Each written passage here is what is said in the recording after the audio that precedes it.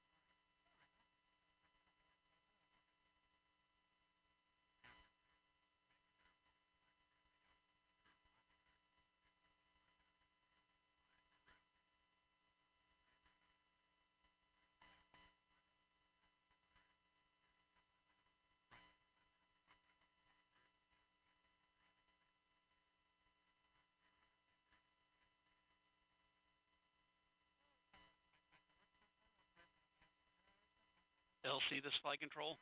Go ahead. Yeah, Operation 60, Step 110, L-3, primary steering file adjust underscore AV085 underscore 06 with SDL CRC 1 Echo Bravo Charlie has been verified and loaded into the Inca. Roger.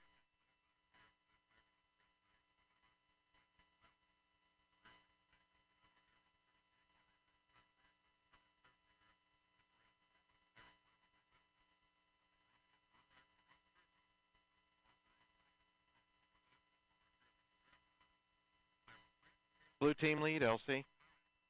Go ahead. Clear the blue team to the FHA roadblock. Roger. OSM, LC. OSM. Clear the flight hazard area, turn area warning system lights for complex 41 to flashing red, and sound the area warning horn after the crew vehicles leave the area. Roger.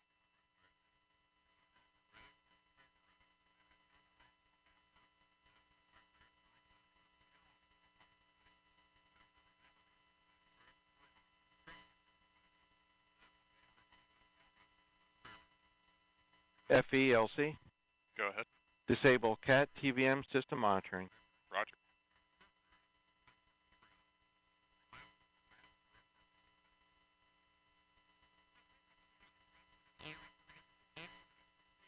LCFE.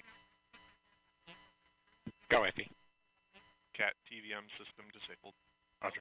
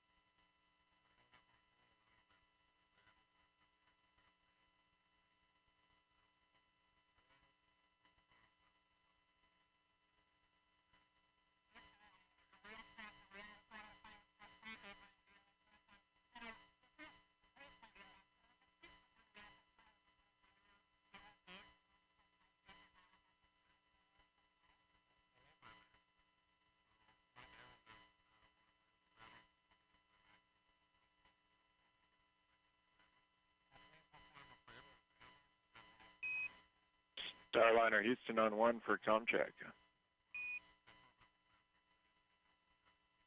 CDR loud and clear. Starliner Houston, we have you loud and clear on 1 as well. We'll call out our L-35 com checks. Moving on, for your awareness, boot team has departed the pad. As a reminder, the environmental seal is up, so you'll have to deal with that if you get out from this point on. And I have your AEL checklist updates, but I'll just summarize them. There's no change from our last. Let me know if you need anything, but no change to the numbers. Okay, copy. No, we need none of them, no change. And we'll go triage side 12, which is a right turn to the south. Right turn is correct. And that completes our L-35 updates. Thanks. Thank you. Stand by for LC. LC Flight Channel 1. Flight, this ALC, stand by 1. Stand by.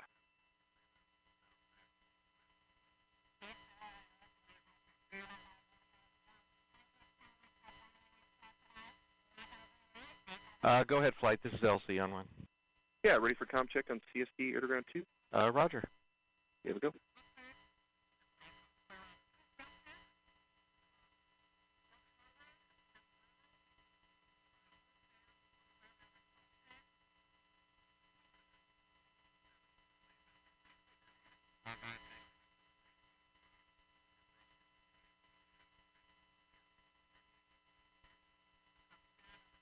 Blue team has cleared the pad. Roger.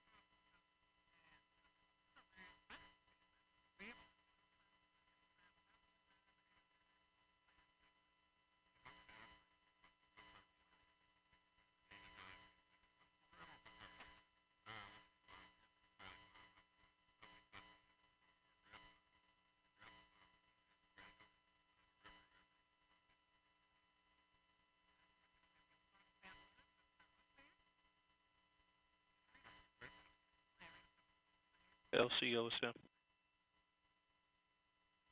Go ahead. Yes, sir. Op 60, step 10, step 20. Blast danger area is clear. Roger.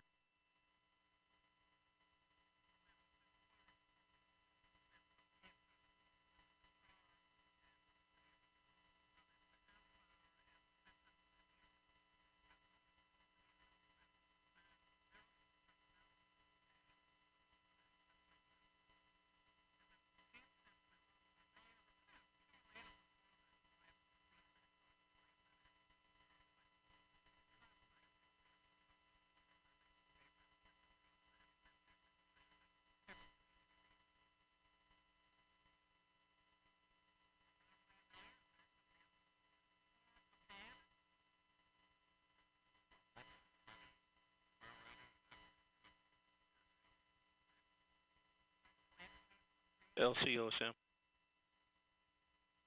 Go ahead.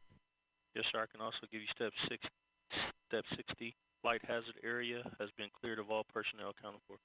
Roger.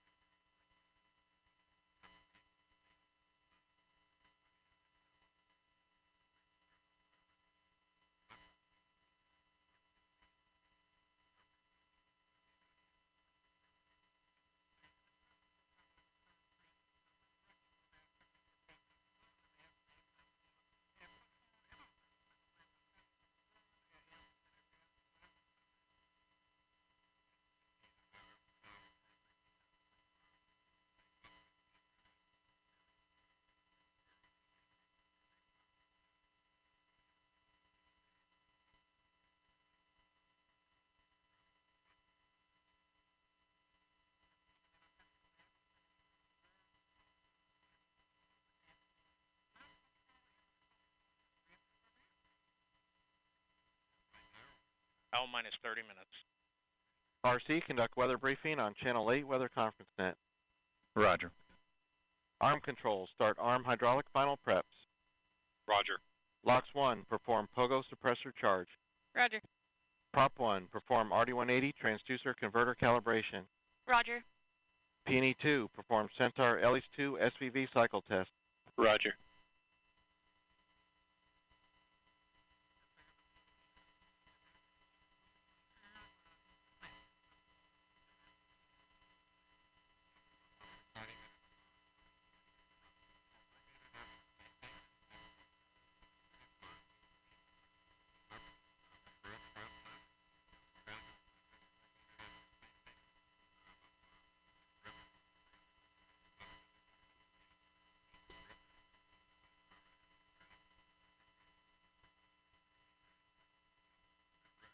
L minus 29 minutes.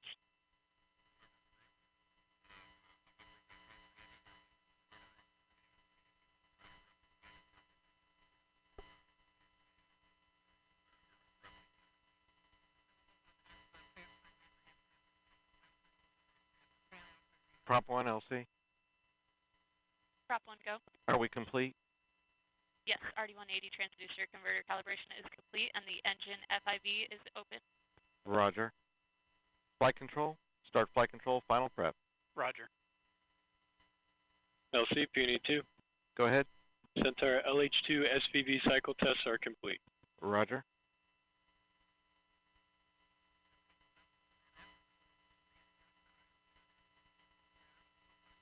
RP1 temperature update complete. Roger.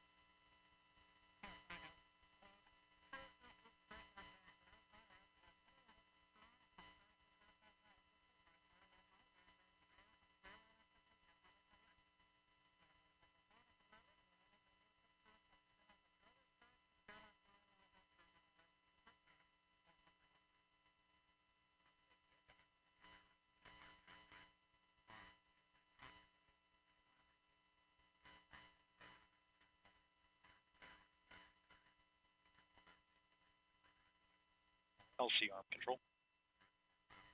Go ahead. Arm hydraulic final preps are complete. Roger. L minus 27 minutes.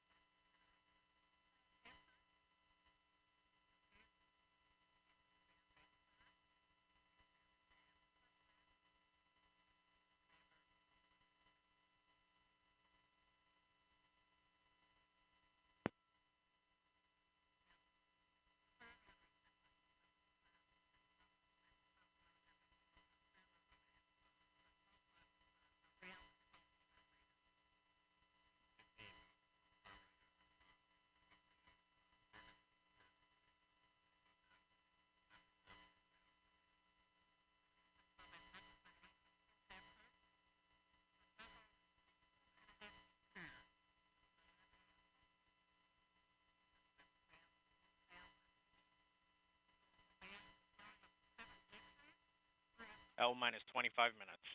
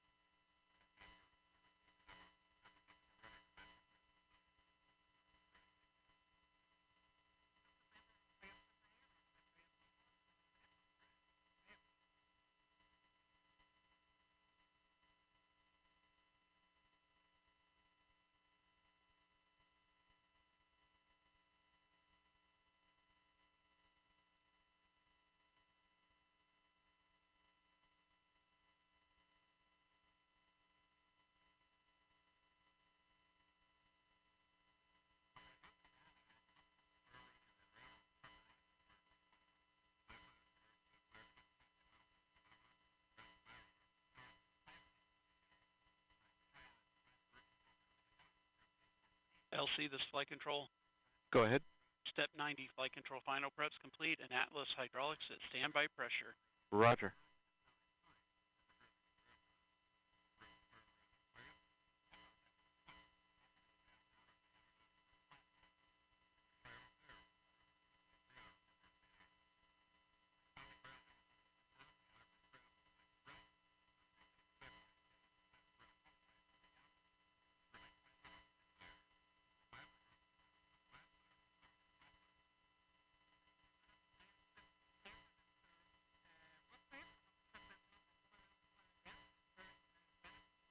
L minus 23 minutes.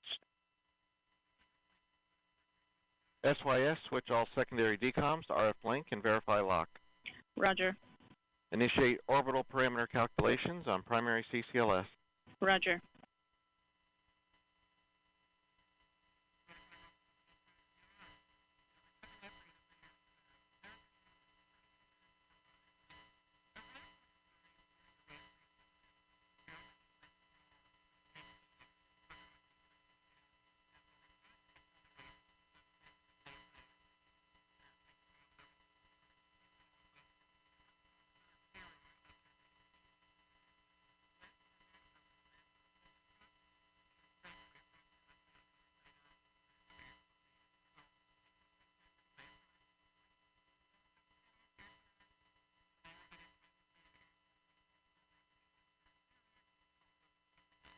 L minus 22 minutes.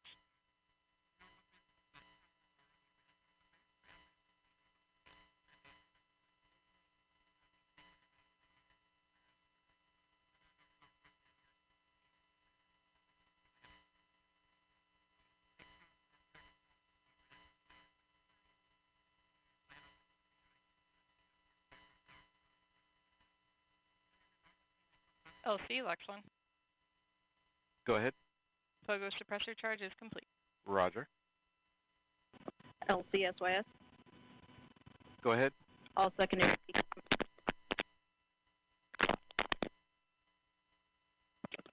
Secondary. Yeah, you're breaking up, SYS. All secondary decoms verified on RF link. I did copy that. Please check your headset.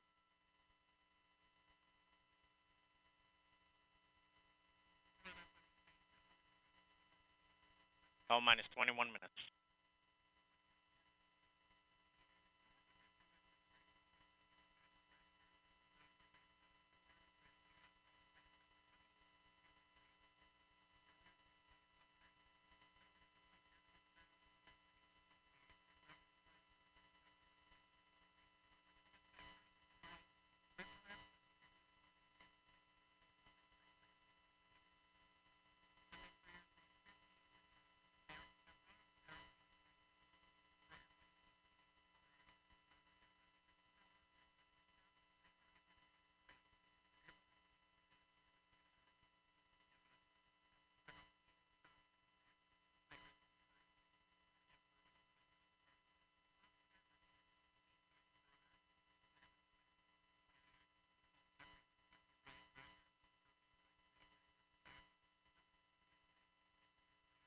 L minus 20 minutes.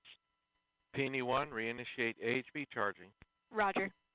RLM, verify redline monitor and event table or in Starliner, the you can correct configure suit configuration flow, for terminal deflate count. the lumbar support, configure your restraints. For the RC, verify keep solar your visors radiation, up, please. acceptable for Ground launch. here will be commanding Verified. off. Suit fan Bravo momentarily.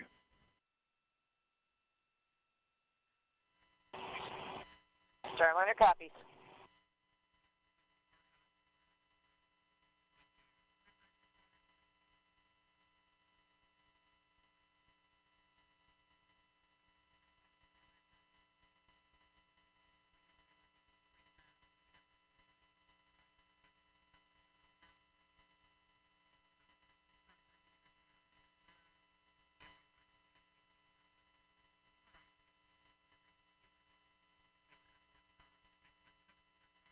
All communications switch to channel 1. All personnel and visitors remain in present position until launch. Maintain operational silence in the LCC.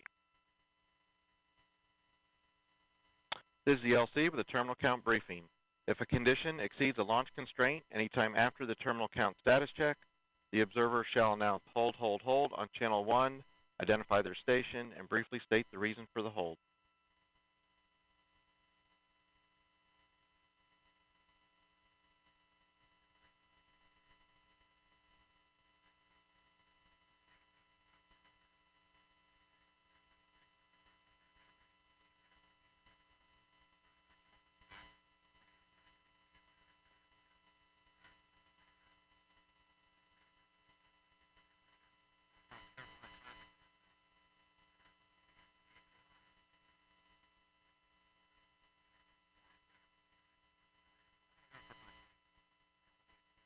L minus 18 minutes. Flight control, perform launch on time verification. Roger.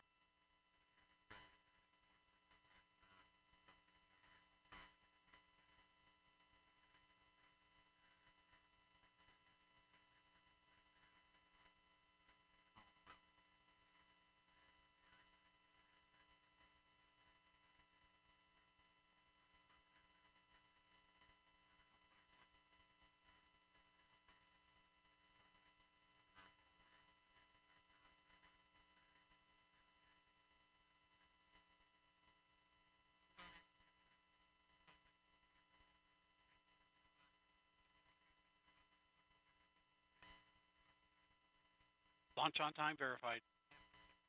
Roger. LC Peony 1. Go ahead. AHB charging reestablished and at flight mass. Roger. L minus 17 minutes. OSM, place SRB ignition SNA switch in the enable position. SRB ignition enabled. Verify FCO, RCO, and OSM hold fire switches are in the proceed position. Ready to proceed.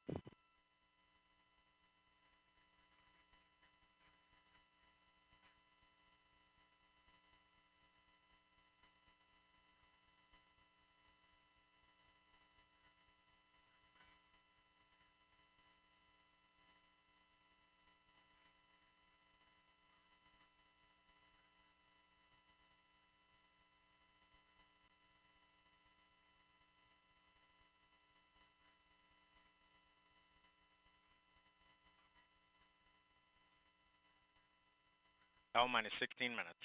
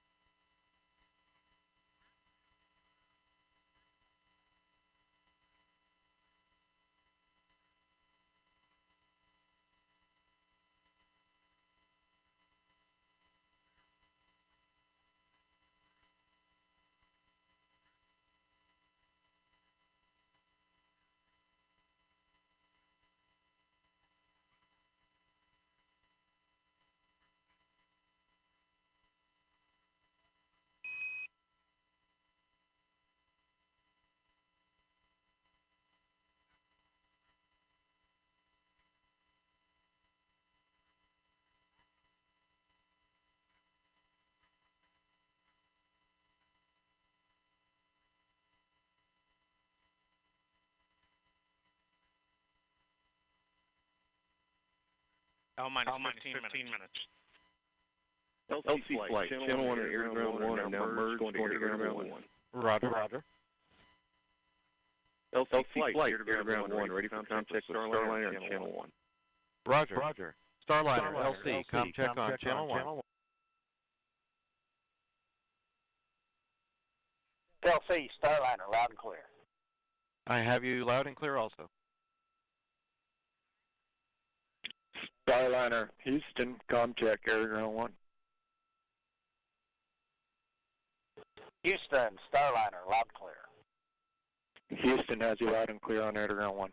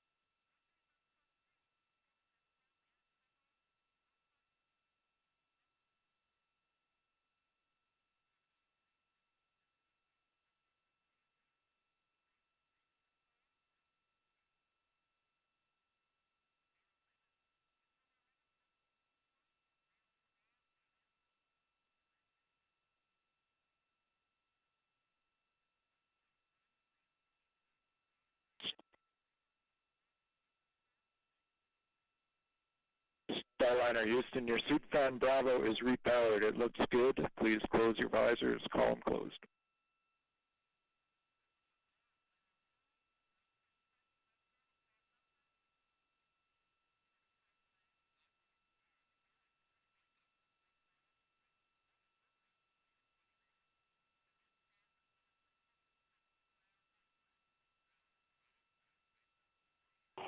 Houston, Starliner, visors closed. Houston copies, visors closed. L minus 12 minutes.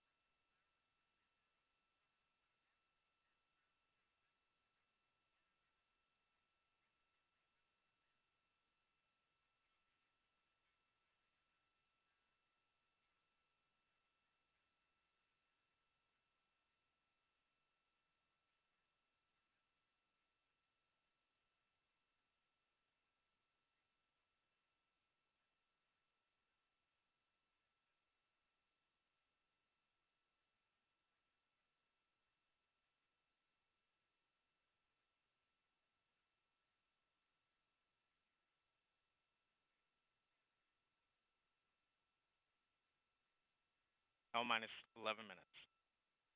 Arm controls, though the crew access arm for launch. Roger.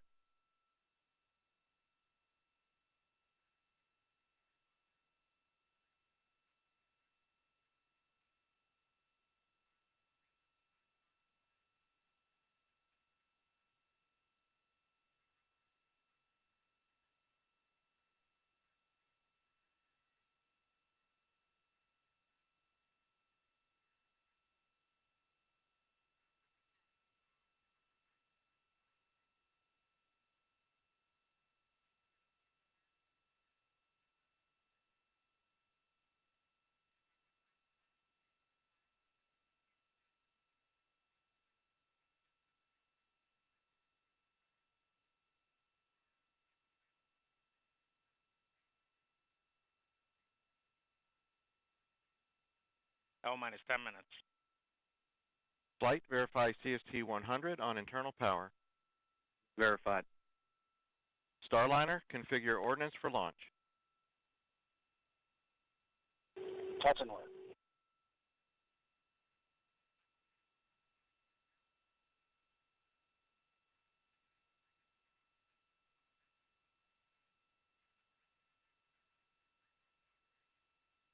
Ordnance configured. Roger.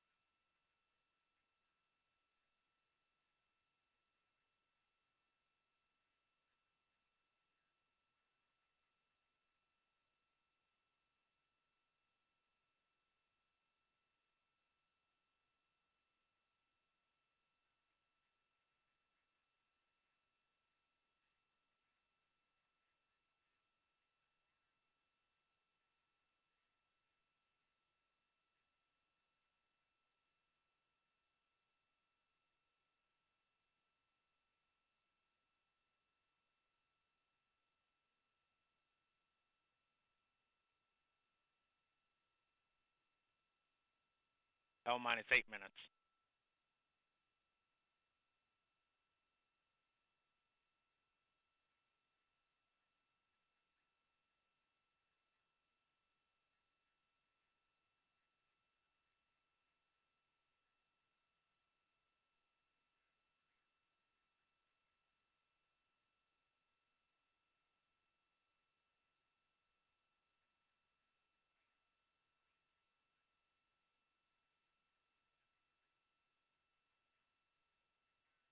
LC arm control. Go ahead. True axis arms stowed for launch. Roger. LC switch to ready position. All steps are complete prior to status check.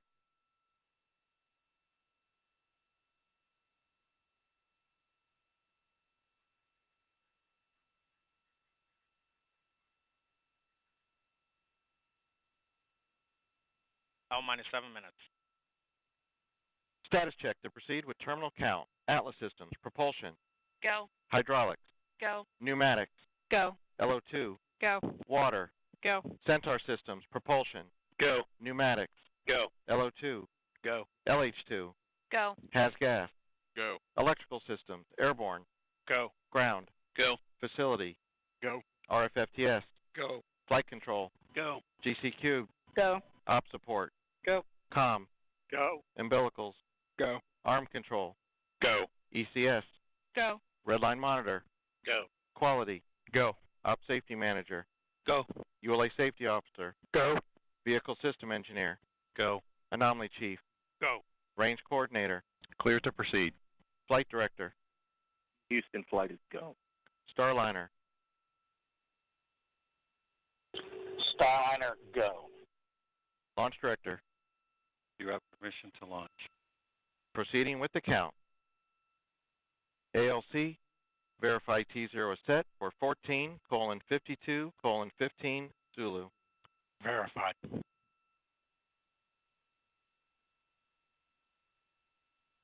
Starliner, net is clear. Thank you, LC. For everybody listening, just a thought. Sonny and I, as we were traveling to the pad, we saw many American flags, and many of you were waving flags at us. And then as we reached the pad, we look up, and of course there's that American flag on the side of the white room, also one on the side of the rocket itself. And we know that that represents unity and resilience and unified efforts for the common good. And that's what Sonny and I have witnessed this last month. Each of you displaying what this nation's forefathers envisioned, a people committed to God, family, and country, a people who use their gifts and talents for the common good, and are passionate and tough. And we all know that when the going gets tough, and it often does, the tough get going. And you have. And Sonny and I are honored to share this dream of spaceflight with each and every one of you. So with that, LC, let's get going. Now let's put some fire in this rocket, and let's push it to the heavens where all these tough Americans have prepared it to be. Let's go, Calypso. Take us to space and back. LC flight, Starliner configured for terminal count. On my mark, Roger. the time will be T-minus 4 minutes and counting. 3, 2, 1, mark. 3:55. Ground pyros enabled.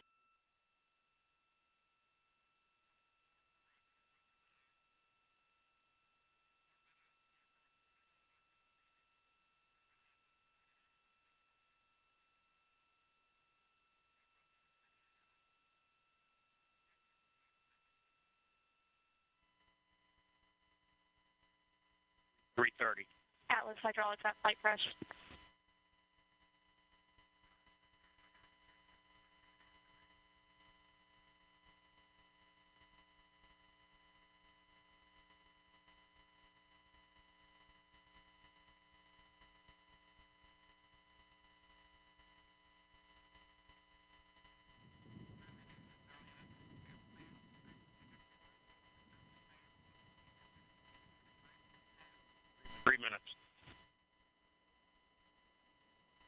Pressurizing Atlas tanks. Securing LO2 topping. 250. FTS internal.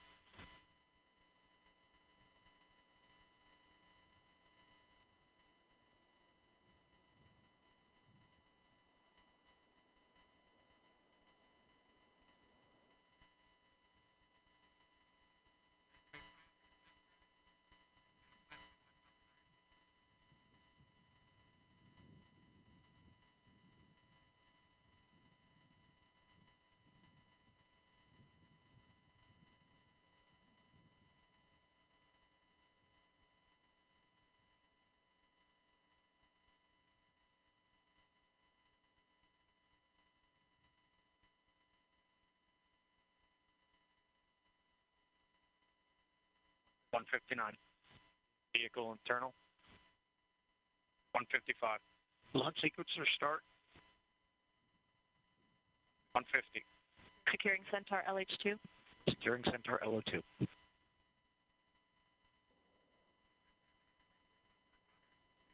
140. Launch enabled. 137. FTS armed.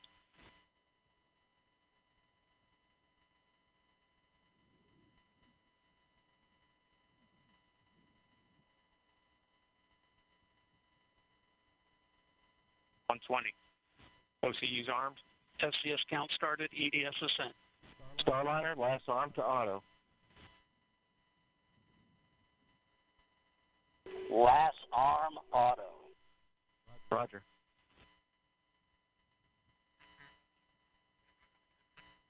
One minute. Rock report range status. Range green. 54. POP started.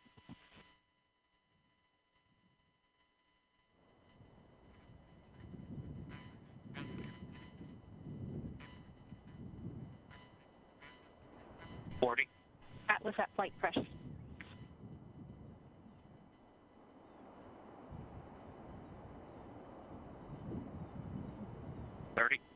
Centaur at flight press. 25. Status check. Go Atlas. Go Centaur. Go Starliner. Godspeed, Butch and Sonny.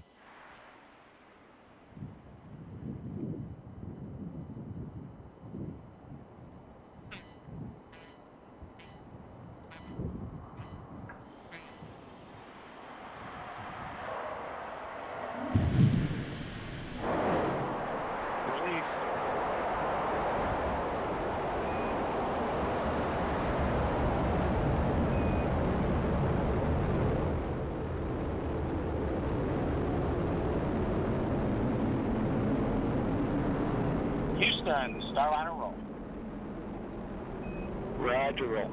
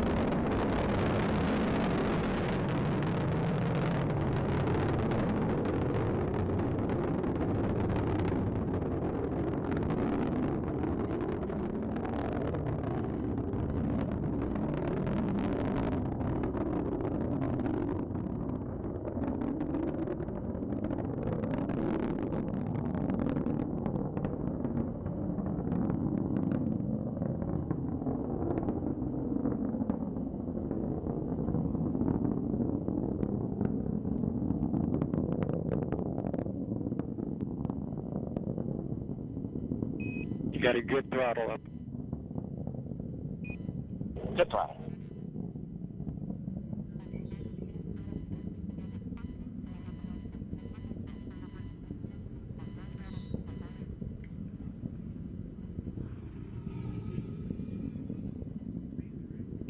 Good SRB burnout. Good SRB.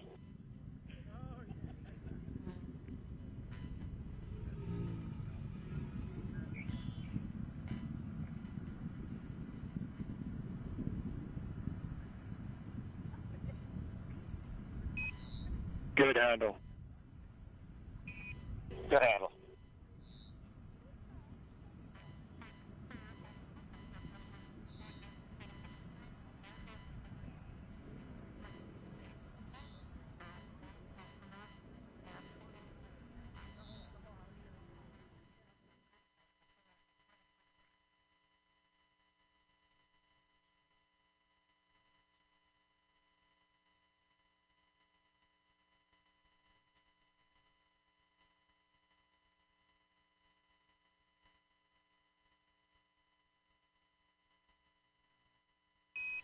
CLG and net, good trajectory. CLG.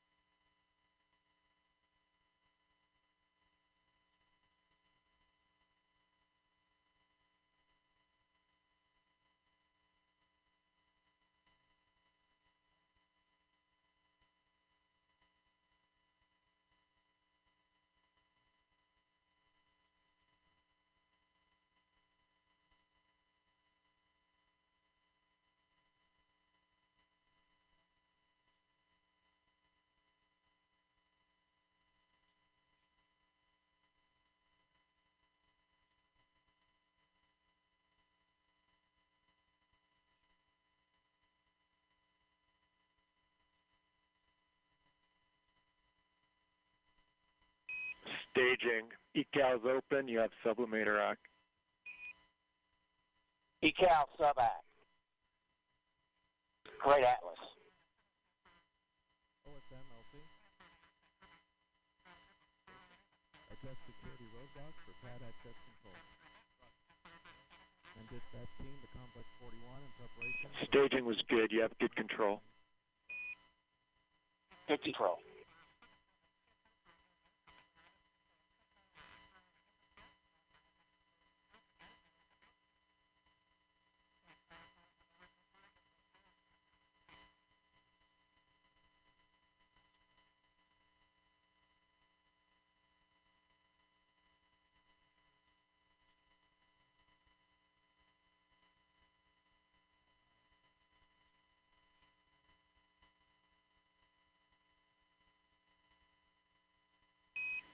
Starliner, you had good booster performance. You're up to plus 31.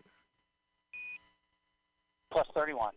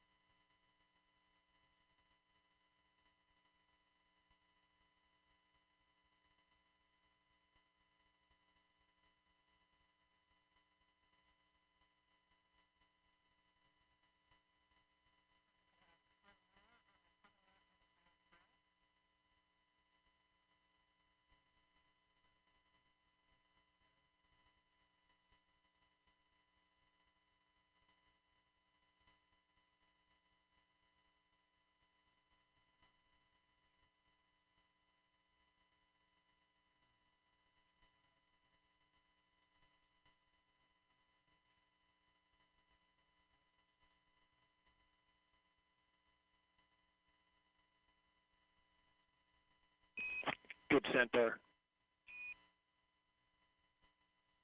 Good centaur.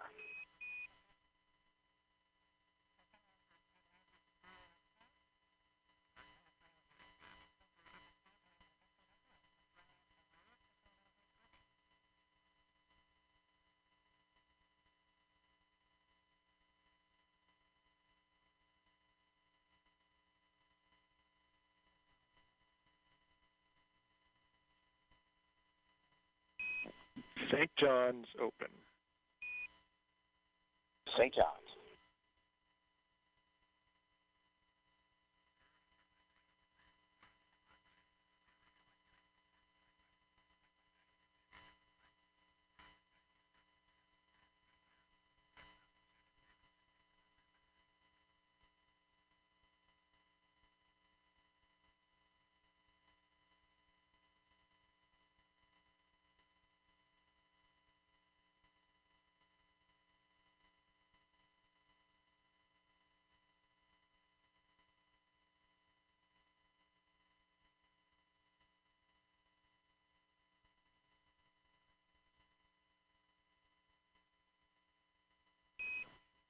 Starliner MECO converged 11:5 to 11:52.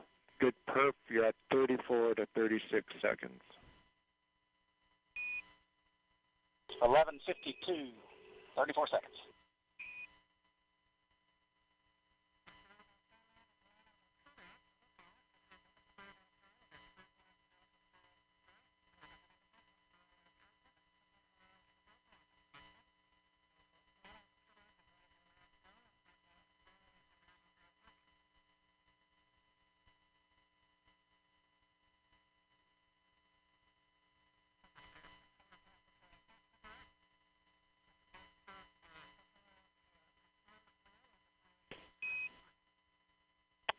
No action, Starliner, on the LCL. That's just the system coming up into controlling mode.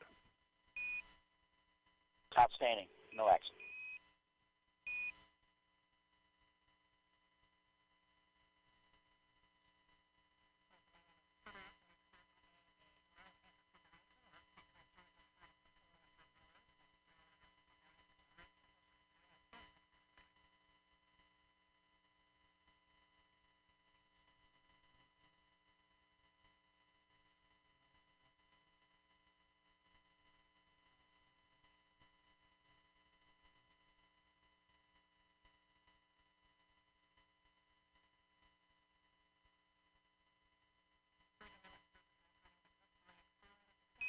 Starliner, you have good cooling. Good cooling.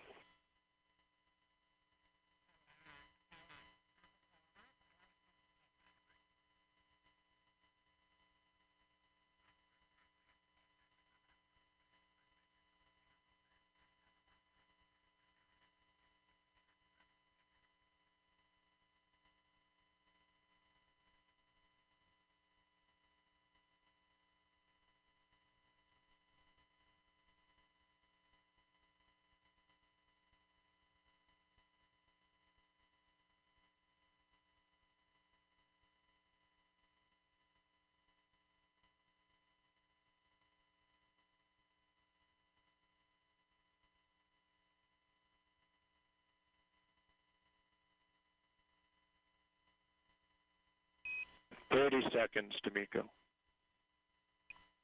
30 seconds.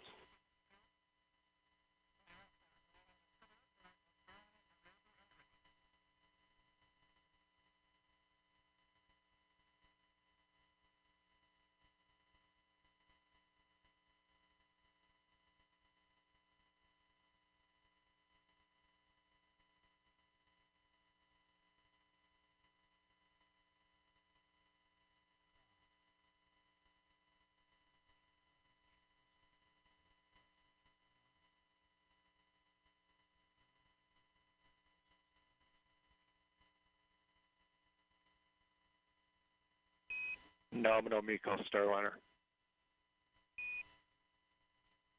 Nominal MECO.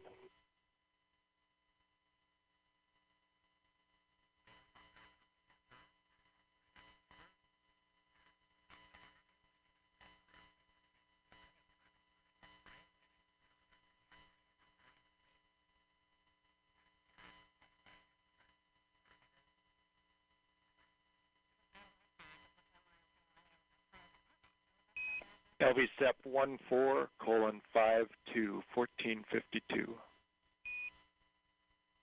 14:52.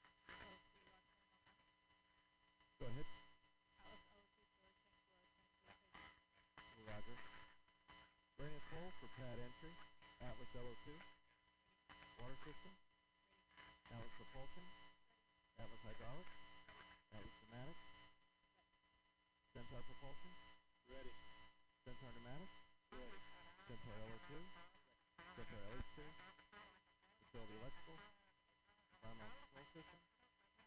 OSM, ready. Relay safety officer. OSM, place complex 41 warning lights to flashing amber. And dispatch team onto complex 41 for initial safety inspection. Roger.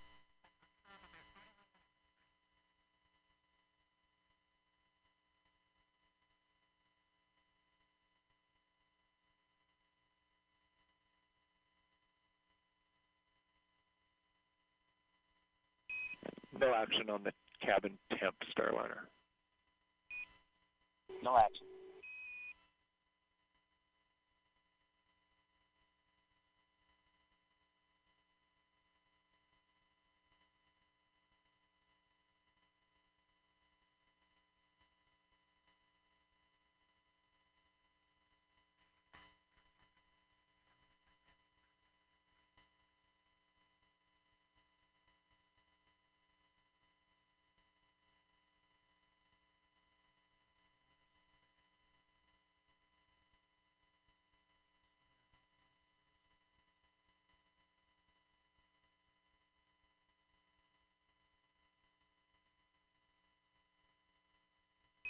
LVSEP confirmed.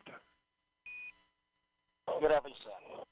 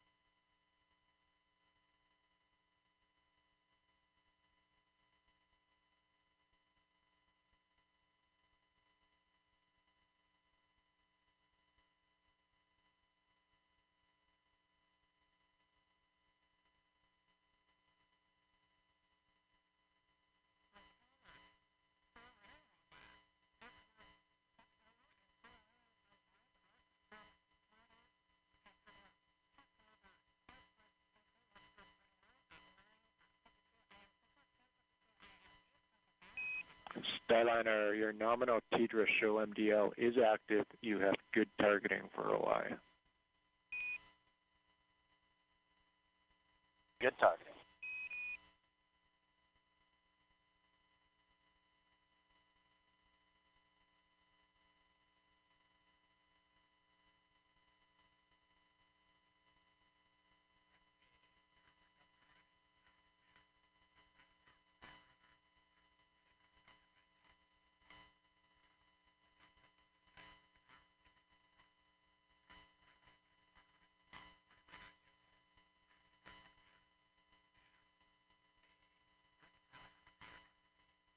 And Houston Starliner.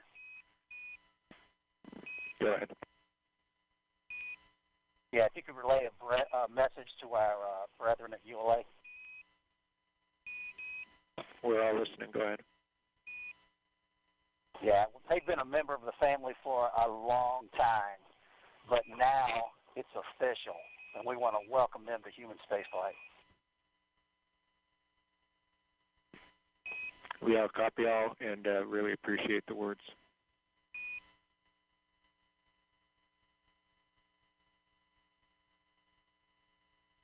And Houston Starliner, we are on the tablets and in insertion monitor.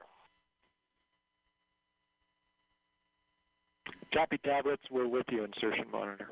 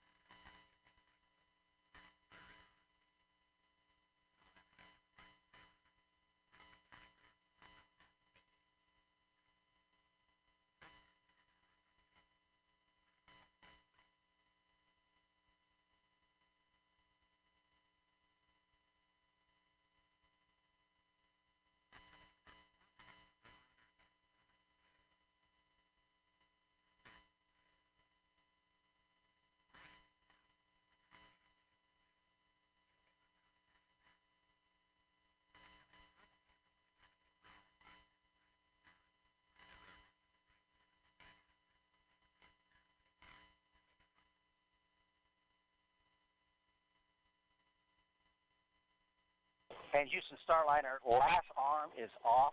Backup control switches, enable 1 on, enable 2 off. SMRCS is the mode. We copy off. Enable 1 is on, enable 2 is off. SMRCS, you're in a good config. Good config.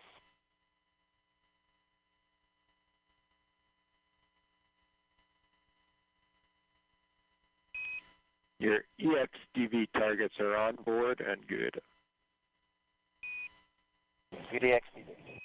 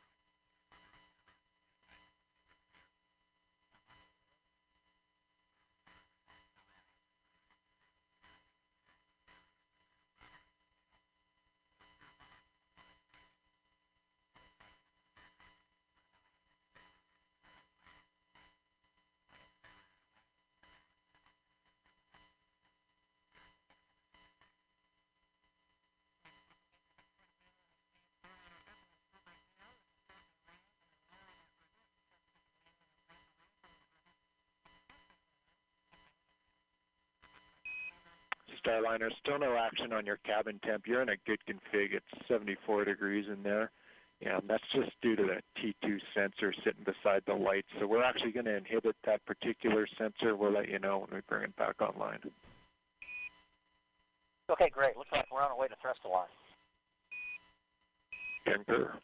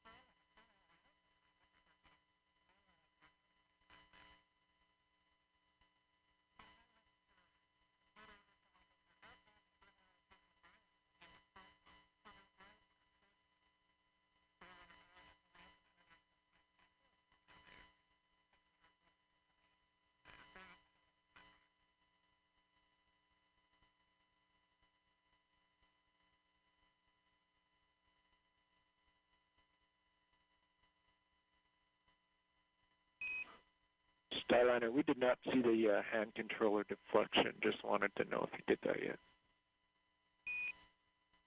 No, we'll get it now. All good.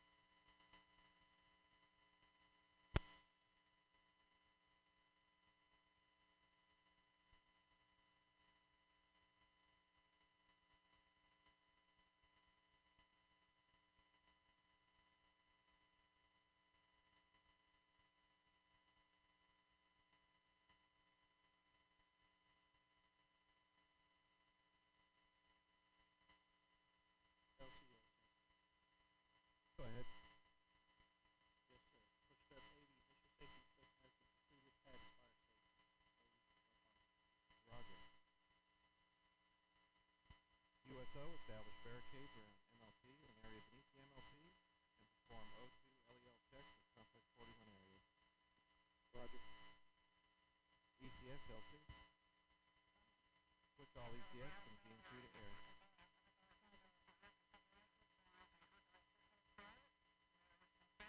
FELC.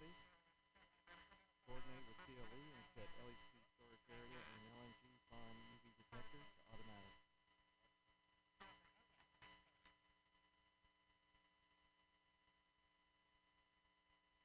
And DCS LC. Starliner, good config for the OI burn.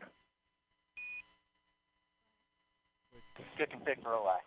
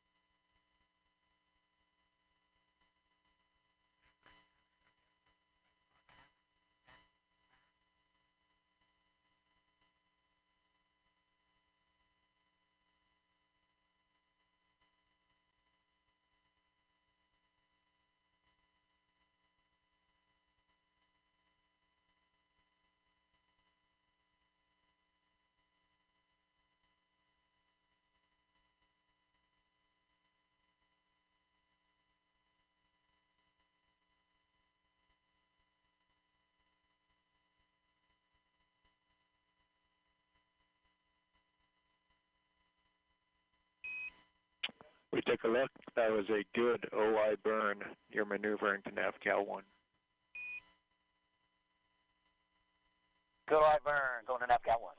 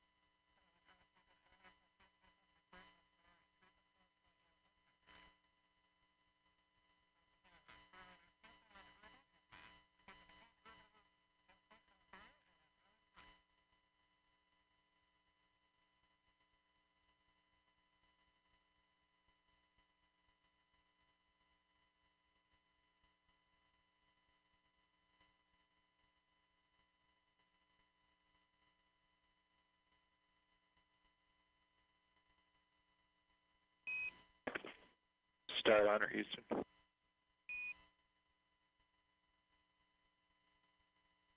Go ahead, Starliner, Houston. Yeah, you do have good cooling. The sublimator is working. We are watching it, though, because the water usage is just a little more than we thought we were going to see. You probably noticed that. It's a reason for the advisory there. From the ground, we'd like to swap you over to the other leg. So we're going to close sublimator leg 1, wait for about 60 seconds, and then open up leg 2. You'll see us do that. No impact or action. Okay, we copy. We'll be watching. Thank you.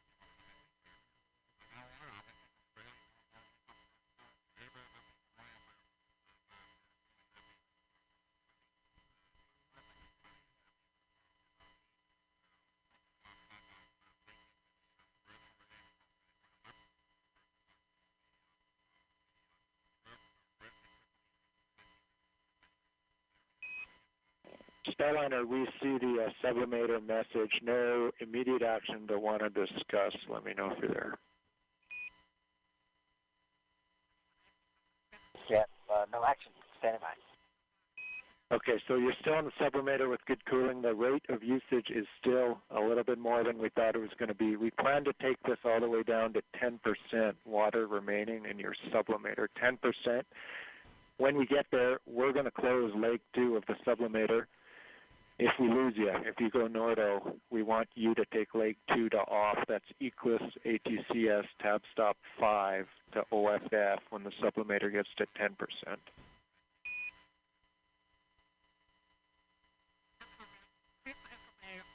Okay, copy. You're going to take sublimator 2 to close. If we go Nordo at 10%, we'll take it off with the tab stop 5. Affirmative. I think your tab 5 will actually say close, but you're right. To close / off at 10%, and we'll have more for you soon. Okay, copy that. Closed.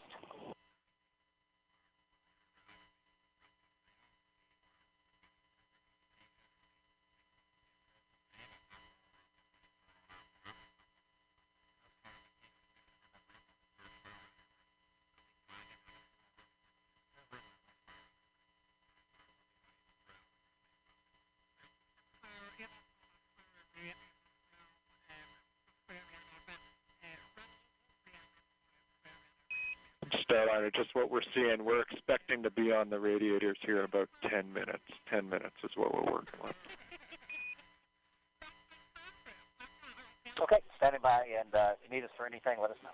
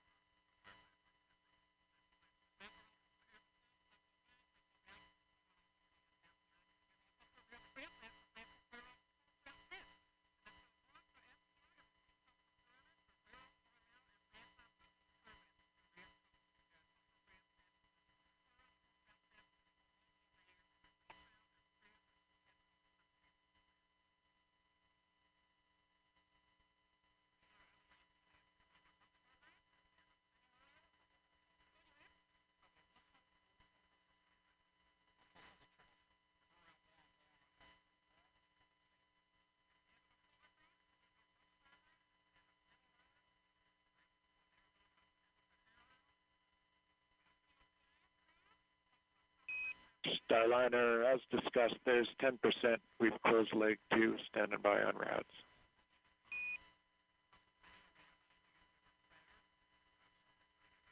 Okay, yep, we see leg 2 closed as well, and we're waiting on RAS with you.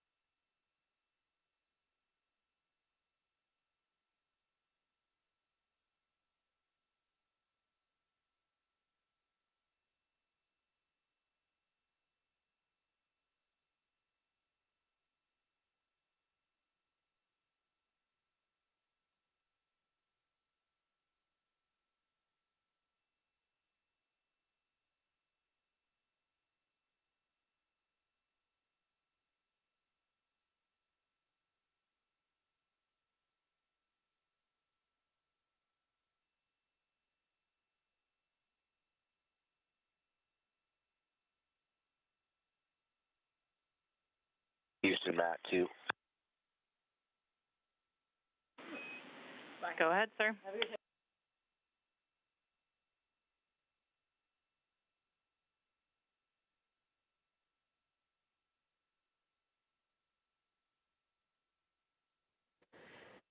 You're back with Mission Control Houston, coming to you from Johnson Space Center. Team here in Mission Control continuing to watch over the Starliner systems. They have been continuing to watch the sublimator issue that we mentioned just before we went back to Kennedy Space Center, therefore an update. Those sublimers are used to cool the vehicle down before the vehicle uses its radiators for cooling. It is running out of water a little more quickly than it was expected to, but the radiators will be able to take over the cooling of Starliner just in the next few minutes. So we'll keep an eye on that, but it should not be a problem for today's flight.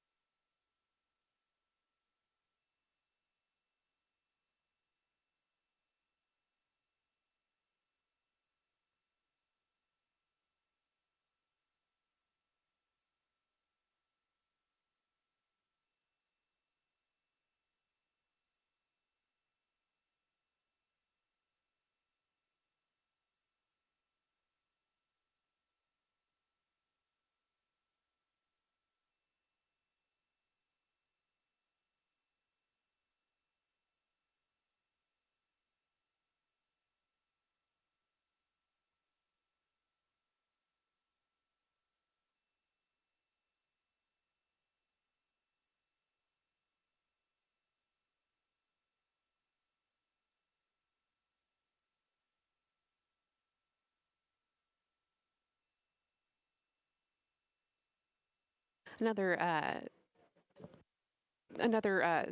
update that we got while we were getting those final words from Kennedy Space Center was that the team here on the ground is getting good data from the VESTA system. That is a key system on board Starliner. It stands for Vision-Based Electro-Optical Sensory Tracking Assembly, which is a long name because it's very important.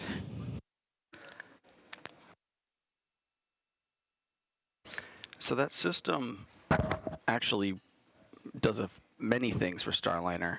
It's a combination star tracker. It's also the cameras that look at station and tell the Starliner flight control system exactly where it is and which direction it is pointed relative to space station. So the spacecraft autopilot itself will use that information during docking for automated dockings, and the crew can see those cameras while they're doing their manual docking should they need it.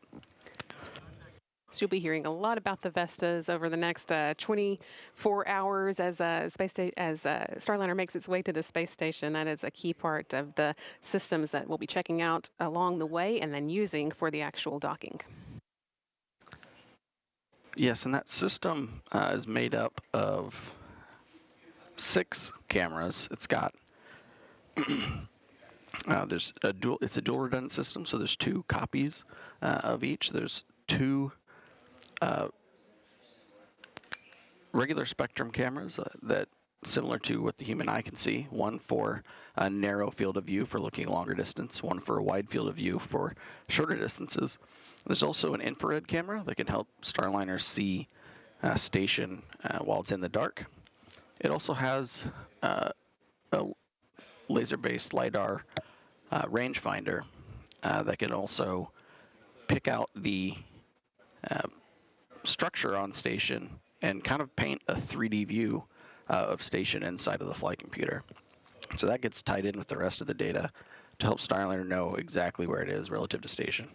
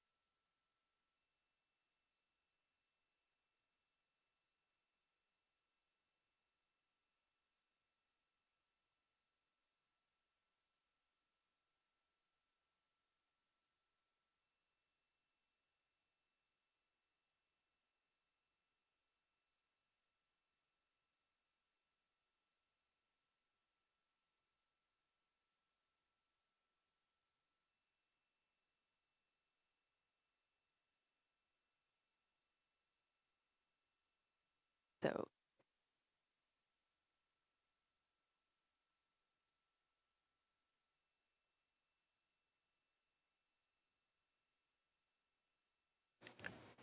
Starliner's finishing up its third of 3 navigation calibration maneuvers.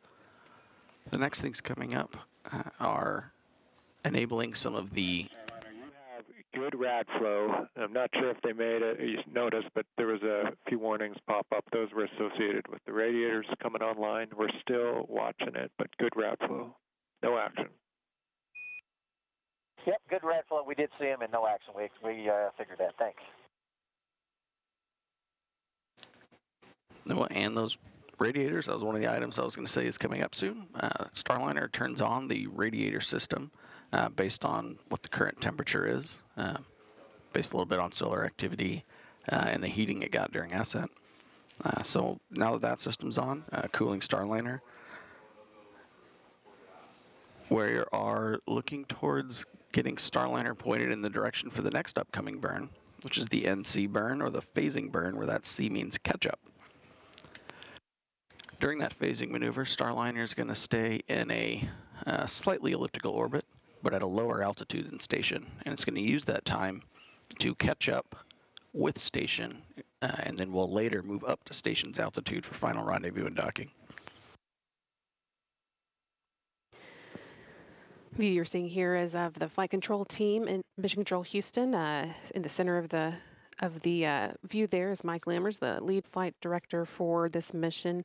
Next to him, Rick Hempling, and on his other side, Josh Joshua Kutrick, the day's Capcom that you've been hearing talk with the crew. You saw Lammers there pointing around the room as he was going through a no-go call for moving into orbit ops, the next mode that Starliner will be working in, having finished its ascent and its orbital insertion burn.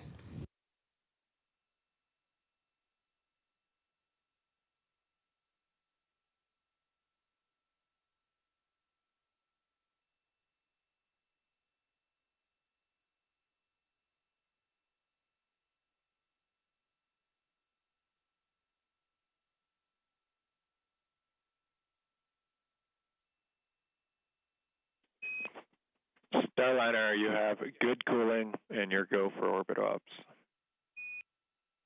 Outstanding. Good cooling, go for orbit ops. And with that, we have another message we'd like you to relay. Everyone is listening. Go ahead.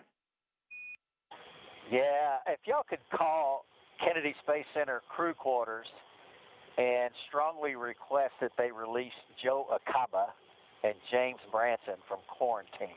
I'm sure they would appreciate it. Yeah, I'm going to give him a call. I'm not sure Joe's going to want to leave, but we'll pass it along. You may be right. He said a lot of free bacon. Sounds good.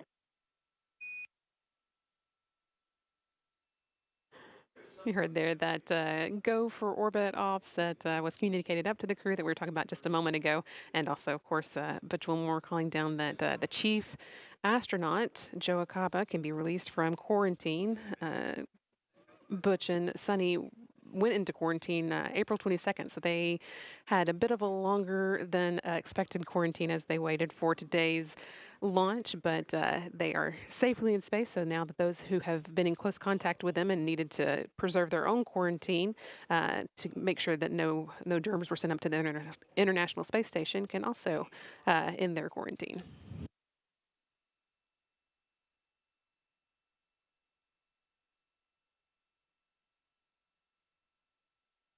And Houston, are you ready for PCS activation?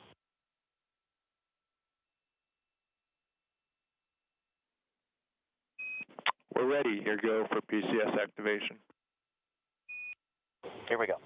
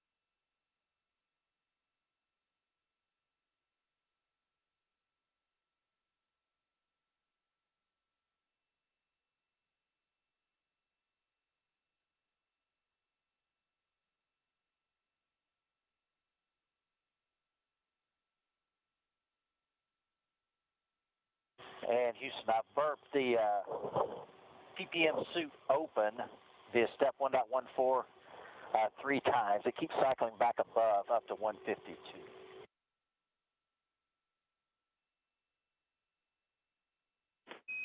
Okay, we copy all, and the word is that you can just hold there and move on. It's a good value. Okay, we'll go with that.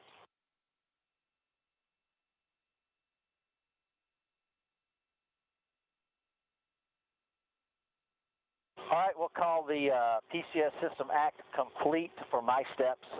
Let me know if, check me, make sure I didn't miss it. We're checking.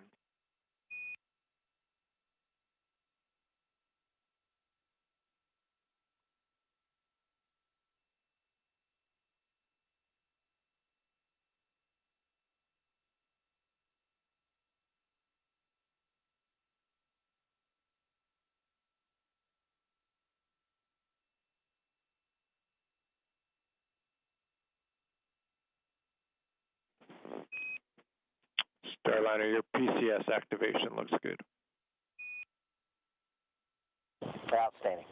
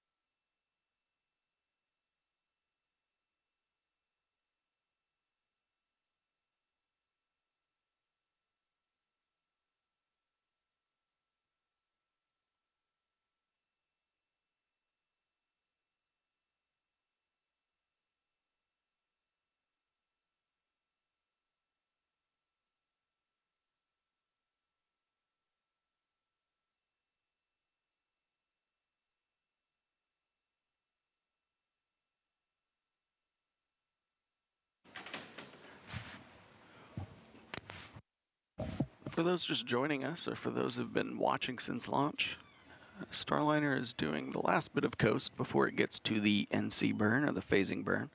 We've got about a little over 9 minutes till we get to that burn. In the meantime, Starliner is currently in the process of turning back on its OMAC engines, or its orbital maneuvering and control jets. Those are the larger thrusters that will push Starliner for large burns, large trajectory changes on orbit.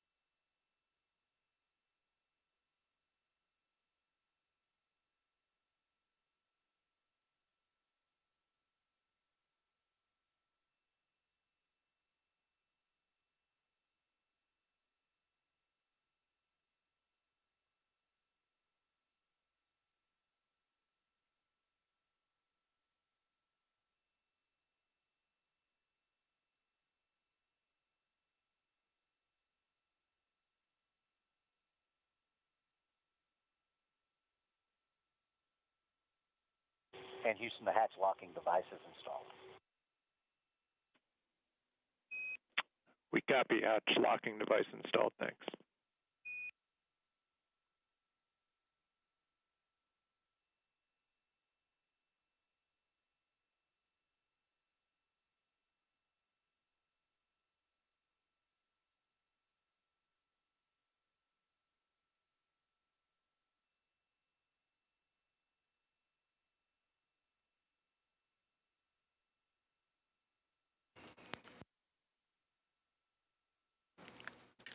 And Starliner is finishing its pointing maneuver to get into the NC thrust line orientation. That is getting Starliner pointed in the correct orientation to perform the NC burn. Step 9, com check, air to ground. Step 9, com check. Houston has you loud and clear. I read you the same. We're set up via the table. Roger.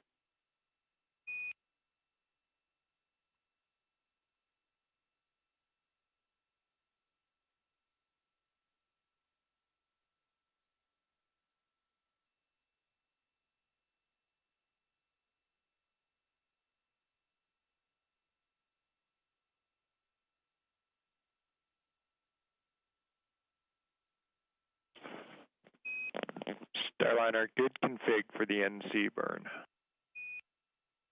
Good config for NC.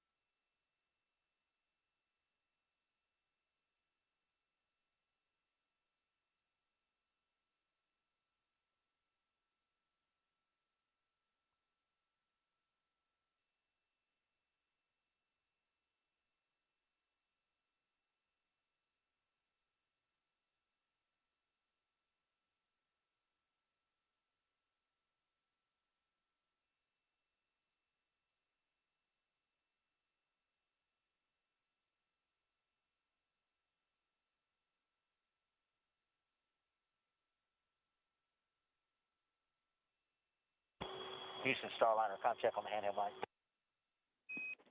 Houston has you loud and clear, handheld mic.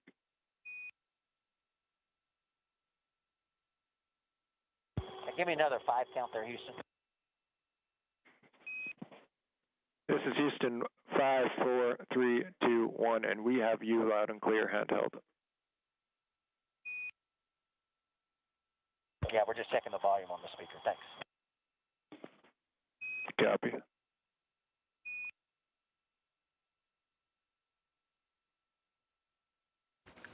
And you just heard some back and forth there between Mission Control and Butch Wilmore. The crews switched off of using their headsets. That way they don't have to stay wired into the console the whole time and wear those headsets. They've switched over to the speaker and handheld mic inside Starliner for any communication they need to do down to the ground. We're now coming up on about 3 minutes till the NC phasing burn.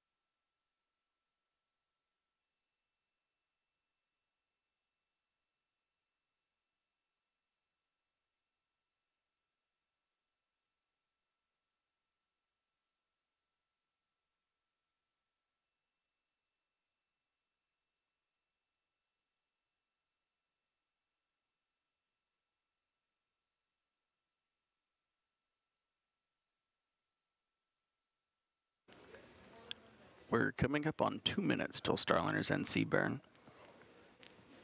Starliner is currently pointed forwards in the direction that it's traveling. It's going to fire its thrusters,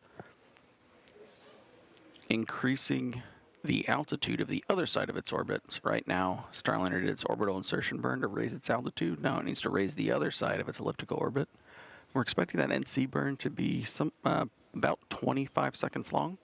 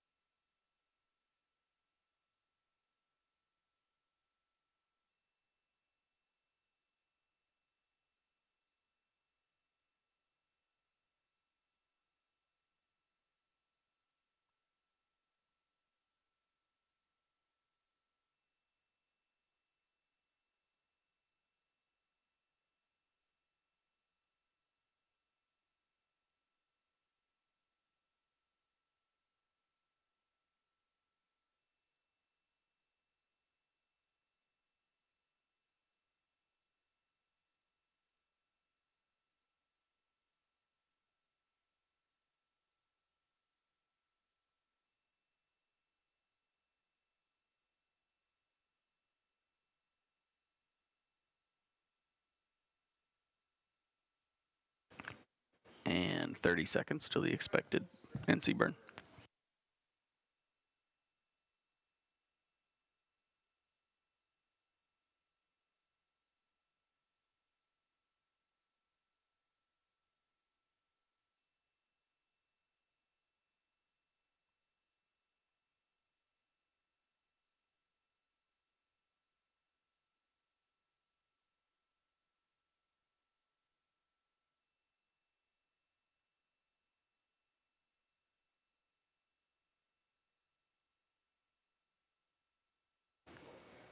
And NC burn is starting for good OMAC burn.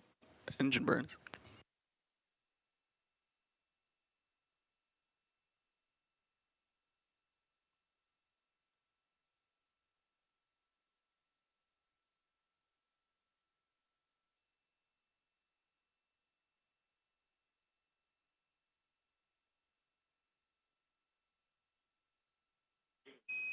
Good NC burn. Good NC.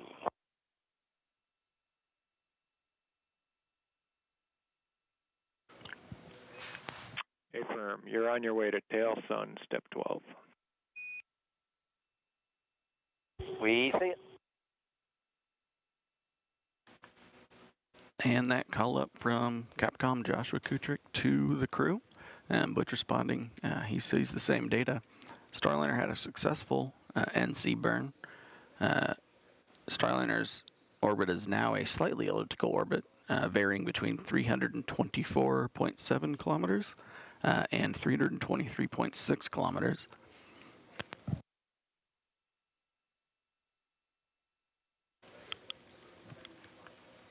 In the meantime, while Starliner waits for its next burn, coming up, the NHPC-1 burn, which is 20 hours and 42 minutes away.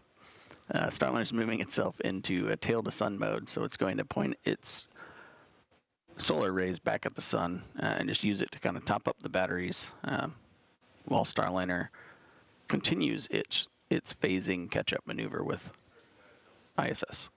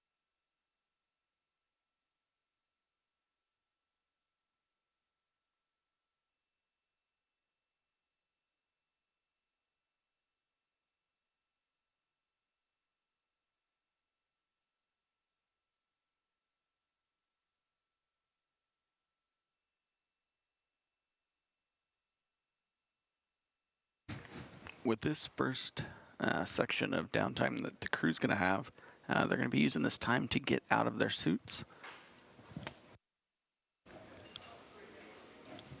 Should take a few minutes per crew member, but in the meantime, Starliner is also starting to open up its NDS NASA docking system entry cover.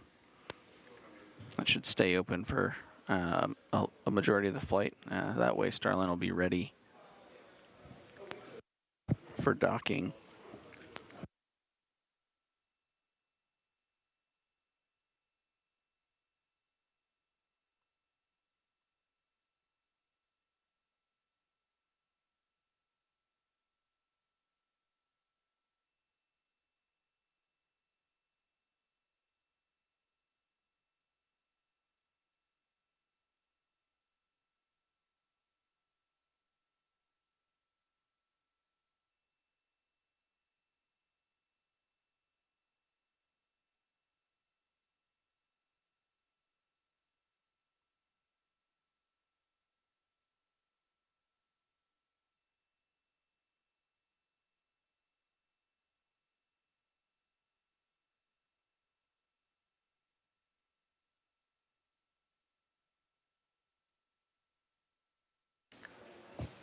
And flight control is here in Houston. Noting they see the entry cover open, we're getting that telemetry data and showing it on our virtual external display of Starliner. Starliner, your entry cover is open and complete. You also have a good ADF cal, and we're with you moving over to rendezvous monitor. Yep, just about to do that ourselves. Here we go. Rendezvous monitor.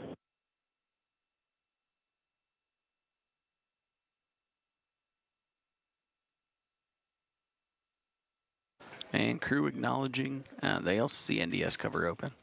Also noted getting called up is good ADS cal for attitude determination system. Now that Starliner has moved into a different orientation, just confirming that its internal calculation of its position and orientation agrees with what the crew's seeing on the ground.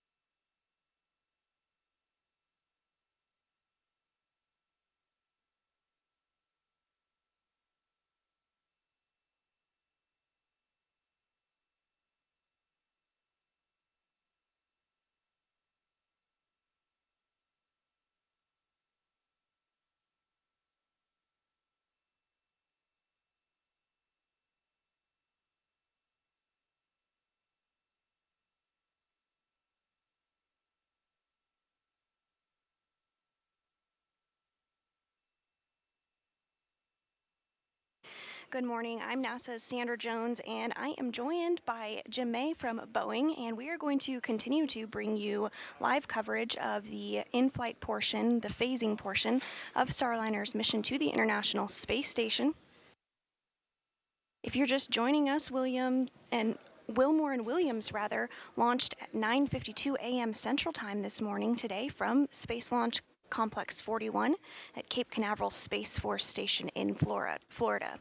The duo did lift off on the Atlas V rocket and are slated to dock to the International Space Station's forward port of the Harmony module just a little less than 24 hours from now, targeting that docking at 11:15 a.m. Central Time tomorrow, June 6th. Following docking, the crew will complete hatch opening operations, targeting that hatch opening around 1 p.m. Central Time tomorrow afternoon, and welcome remarks to follow around 1:20 p.m. Central. At this time, Wilmore and Williams are awake and have a busy few hours ahead of them. First up was the NC burn, which took place just a short time ago and was successful. This burn helps get Starliner in the proper trajectory in preparation for tomorrow's docking. Next up, the crew will begin to prepare for their first PAO, or Public Affairs Office Mustang event. This is the first opportunity for the crew to provide remarks on the mission thus far and their flight into orbit. Following this, the CFT crew will also conduct some far-field piloting checkouts and provide feedback to the teams on the ground on those checkouts. We will discuss these piloting checkouts a bit more here shortly as we approach them. Following this, the crew will complete data collection on VESTA, or the Vision-Based Electro-Optical Sensor Tracking Assembly. This is essentially a vision-based system which helps with tracking and docking, of course, for Starliner. The crew will also complete other tasks and checkouts, do a little cleanup, all before completing a medical conference and getting some rest. So as you can see, quite a busy few hours ahead for the crew.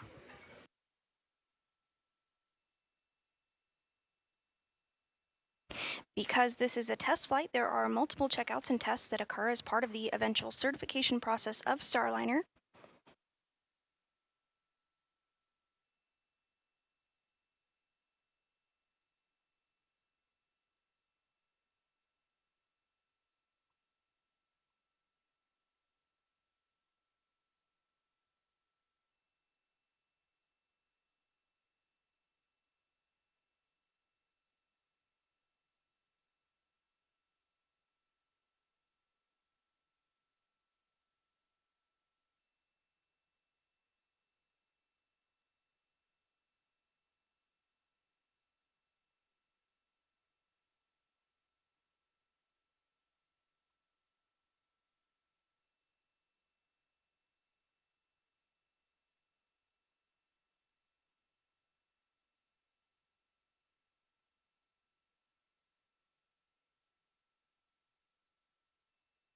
And coming up here in just a few minutes at 11:30 a.m. Central Time, we will have the opportunity to hear from managers at both NASA and Boeing and United Launch Alliance about today's successful launch of Butch and Sunny. You can tune in and listen into that news conference on the NASA TV channel or the nasa.gov website. We will be splitting our channels, so we'll have a media-only loop that will be provided as audio-only coverage. We are continuing to cover every step of the way along this mission until we do dock, but we will be splitting those channels out in order to broadcast the post-launch news conference.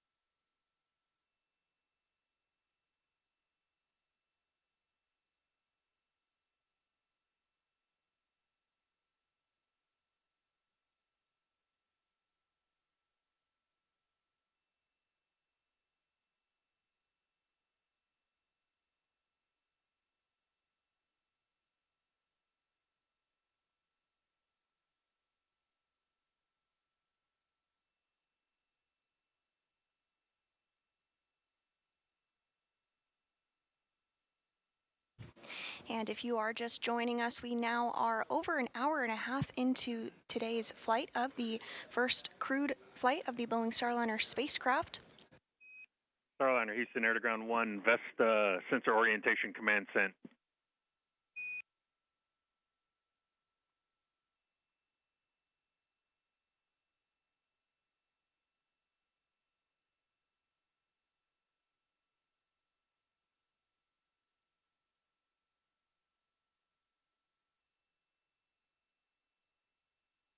You did hear that call up to the crew regarding the Vesta, or the Vision-Based Electro-Optical Sensor Tracking Assembly. This is that vision-based system, really important for docking and tracking of Starliner.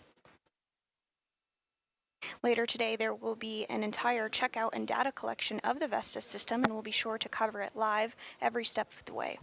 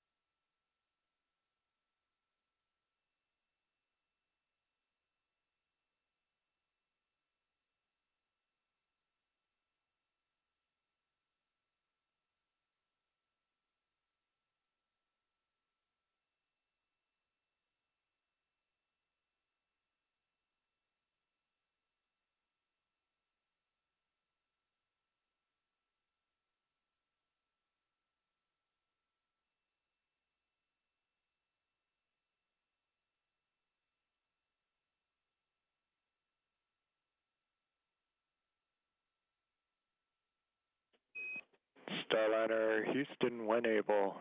Not urgent, just a couple things.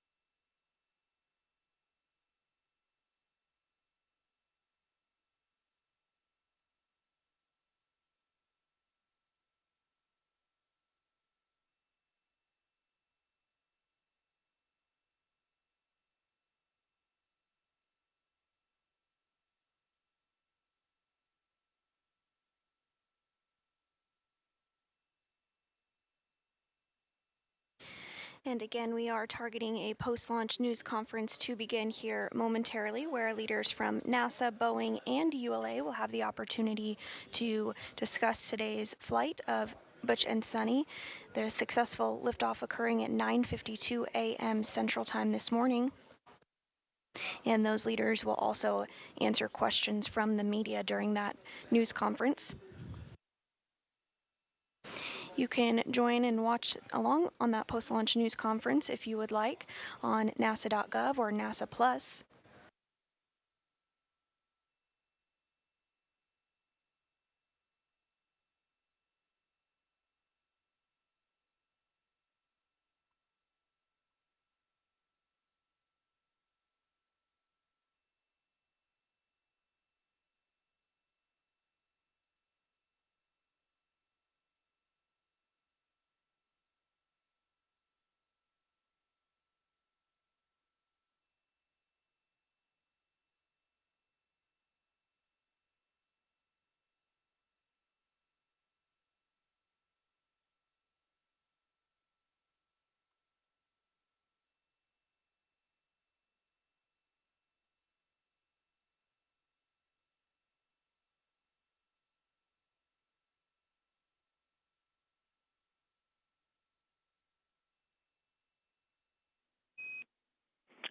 Starliner, no action on cabin fan DP. It's a deucer, and we're working on clearing the message for you.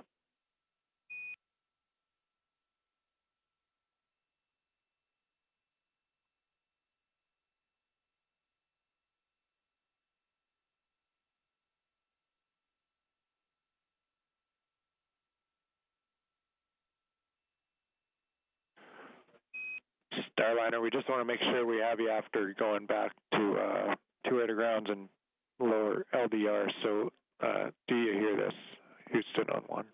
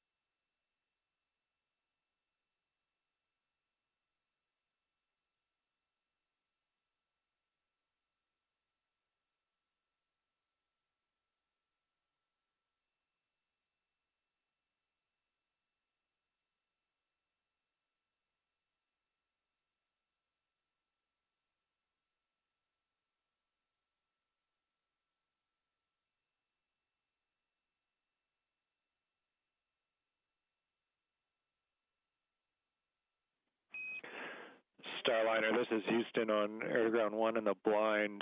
And we think that our audio is getting on board and that you hear this, but we have not heard from you. So if you're here in Houston, feel free to just deflect the RHC, deflection on the RHC. We'll see that if you're hearing us.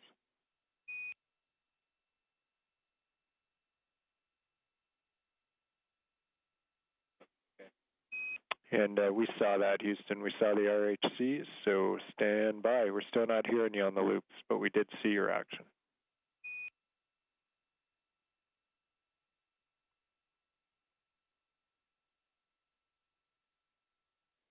And the teams here in Starliner, Houston, one thing we're hearing here is to check the handheld mic connector, make sure it's fully plugged in still and hasn't dislodged.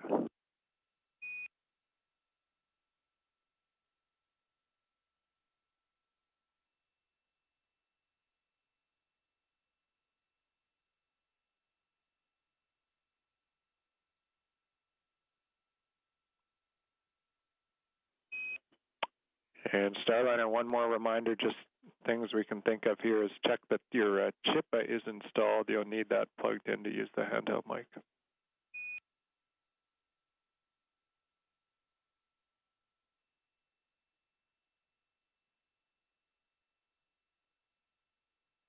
And you are hearing... All right, Houston, we've cycled all the buttons. Chippa is installed. How do you read air to ground 1?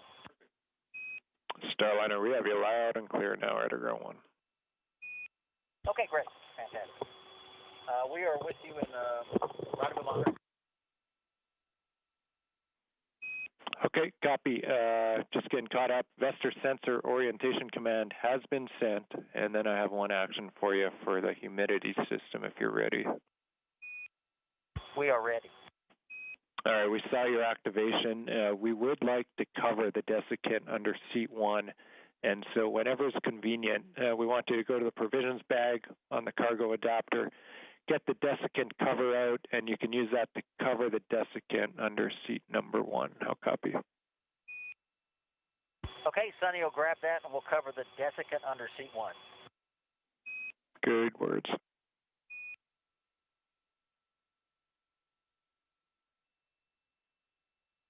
And I don't know if you heard our question earlier, but the male piddle packs, the urine packages, we cannot find those. We found the clips, but no pack. Okay, we did not hear that question, but we'll take it and get right back to you with an answer.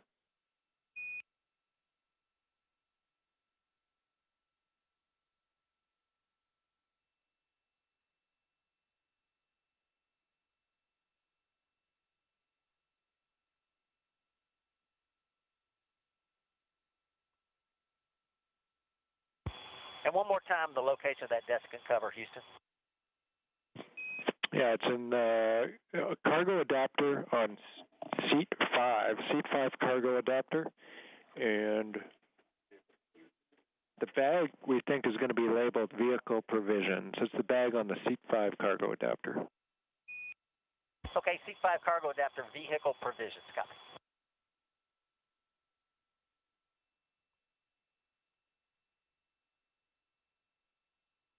And you did hear some calls from here on the ground up to the crew of Starliner.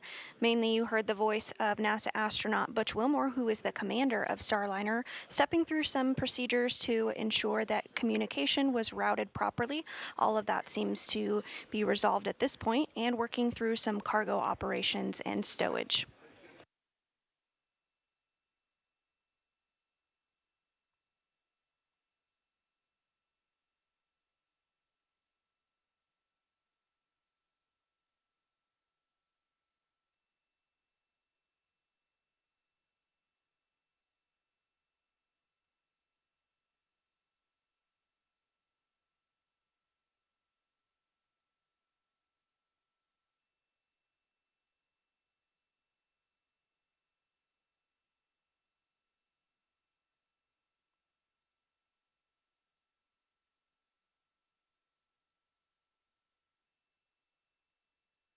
Okay, Houston, I put the cover on underneath seat 1.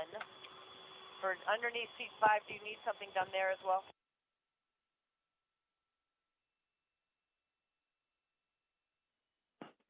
Copy on Starliner. I think you're good, but I'll check.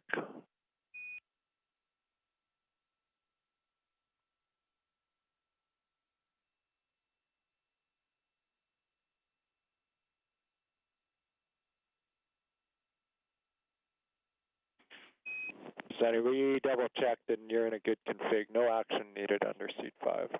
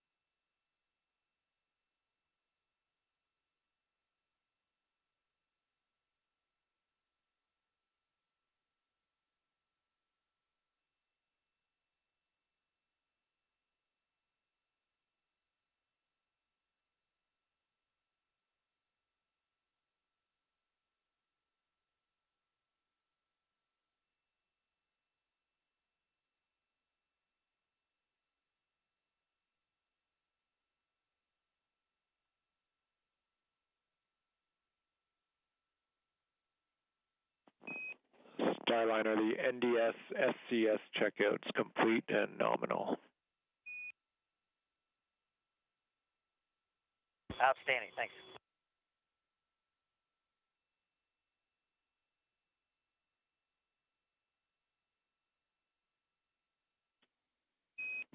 And Starliner, per the timeline, if you're good with it, we are going to power on Mustang.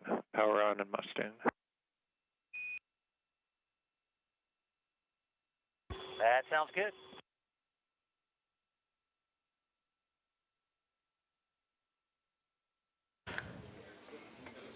Capcom calling up to the crew.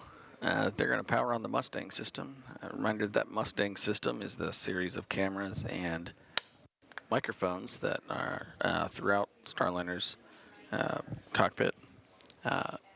In this case, they're going to record a message to send down to Earth later.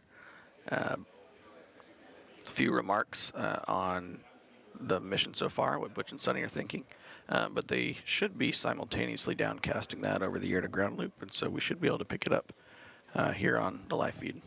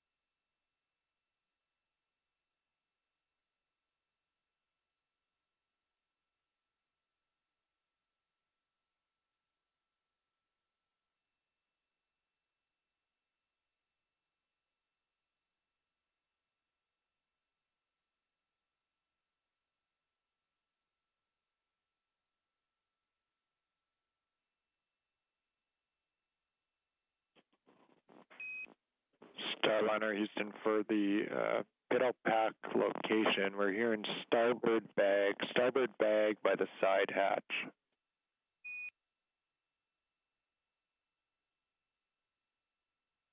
Say again, what was it you said the location for what? It's the location that you were asking about for the Biddle Packs and starboard bag beside the side hatch.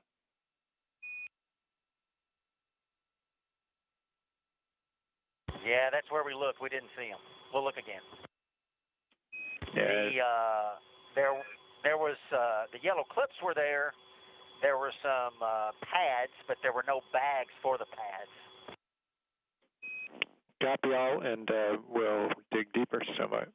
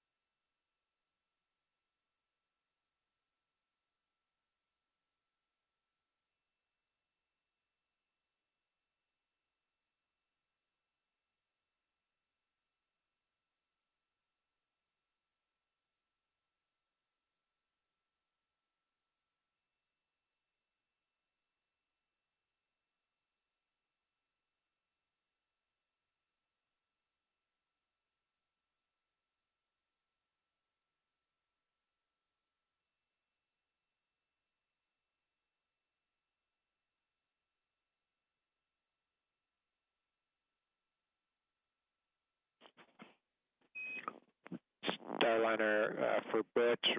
We're still investigating your question, but in the meantime, we're hearing there are more bags in the environmental health kit, same place you'd be pulling the CSACP out of.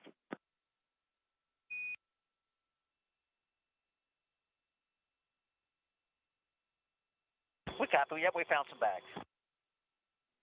Copy. To get us to this point and then get to execute this mission, they really are part of our family. You know, a lot of people say I need to smile more, and I'm smiling, believe me. But it's a little bit of controlled emotion because there's a lot of phases of this mission, and we just completed the first one. You know, pre-launch and launch is just the first part of this. We now have to get to ISS, we have to dock, we have to do docking ops, we have to undock, we have to do re-entry, and we have to land. So each one of those phases we're going to really pay very, very close attention to. And our team is really focused on that. So, you know, that as we go through each piece of the mission, there's flight test objectives that we're going to go accomplish. And we've already started that. And Steve talked about a couple that we have in front of us to get to docking. And that's where our team is really going to be focused. This is a test flight. We've talked about this a number of times. And we're going to probably experience a few things that we got to go look into. And we'll do that, and we'll talk to you about them as time goes on. But we're going to learn from this, and we're going to have a great experience. We're on orbit with Butch and Sonny, and it's been a long time coming, and we're really, really proud of the team that got us here. Again, thanks to everyone for participating in this and getting us to this point. Thank you, and I'll turn it over to Tori. Thank you. Well, as you all know, this is our first time, and the bird made us work for it a little bit. Today we had a very quiet count, a dead nominal flyout, and I'm not allowed to release our orbital insertion accuracy bullseye yet because it's preliminary, but that might be the best one we've ever done. After we separated, Administrator Nelson and Pam Milroy turned to me and said, does this feel any different, Tori? Yesterday, I knew that I have come, you know, I'm coming up on 450 personal launches. Pretty sure I'd seen everything. But I have to tell you, there is absolutely nothing like this. And we are very, very proud to join this human spaceflight community. And I also have to acknowledge the very important contribution of Tony, because she showed me this morning that today, for the first time in this sequence, she had worn her lucky astronaut earrings, and then look at the result. So thank you very much. Proud to be with you all. Thank you all for those opening remarks. We're now going to open up the floor to questions to media here in the room and over the phone. As a reminder for those joining over the phone, you may press *1 to ask a question. Let's start here in the room with Joey Roulette right there. Thanks, Joey Roulette with Reuters. For Steve, you said you guys aren't tracking anything right now. Was the launch and deployment up until right now completely perfect? Did everything look fine besides the single thing you mentioned, or did anything happen that was off nominal? And for Mark Nappy, this obviously is a crucial moment for Boeing, and the mission's not over yet. But if you can speak a little bit to the broader kind of goals that the Starliner program plays for the company, if everything goes as planned, what does that mean for the company, and how do you guys move forward from that? Thanks. Yeah, so far we're really not tracking hardly anything. There was one temperature sensor that was a little bit showing a little warmer than the other sensor in the cabin, so it's near a light. So the team basically disabled that sensor from providing feedback. That was about the only thing that the team worked. And then again, the sublimator usage, the water usage. You know, water in space, if anybody followed the space shuttle program years ago, we used something called a flash evaporator system where we flashed water into space to take heat away from the coolant loops. And that was a problematic system that would freeze up and have funny. So anytime you use a system with water in space and you've got ice and liquid and then the vapor of steam, it's very tricky. So I think we're going to learn a little bit about that system. We have this refill capability we'll use to fill the system back up before we come home and land. But other than that, so far the vehicle's been doing well. And really the purpose of these checkouts is to understand the vehicle better, and then, you know, we'll look at the data in real time. We'll have a review every day of the spacecraft. We'll have one tomorrow when we get back to Houston. But so far, the vehicle's doing great. Means a lot to us, you know, and the program means a lot to Boeing. My boss was here today, my boss's boss was here today, and my boss's boss's boss was here today. So obviously it means a ton to us.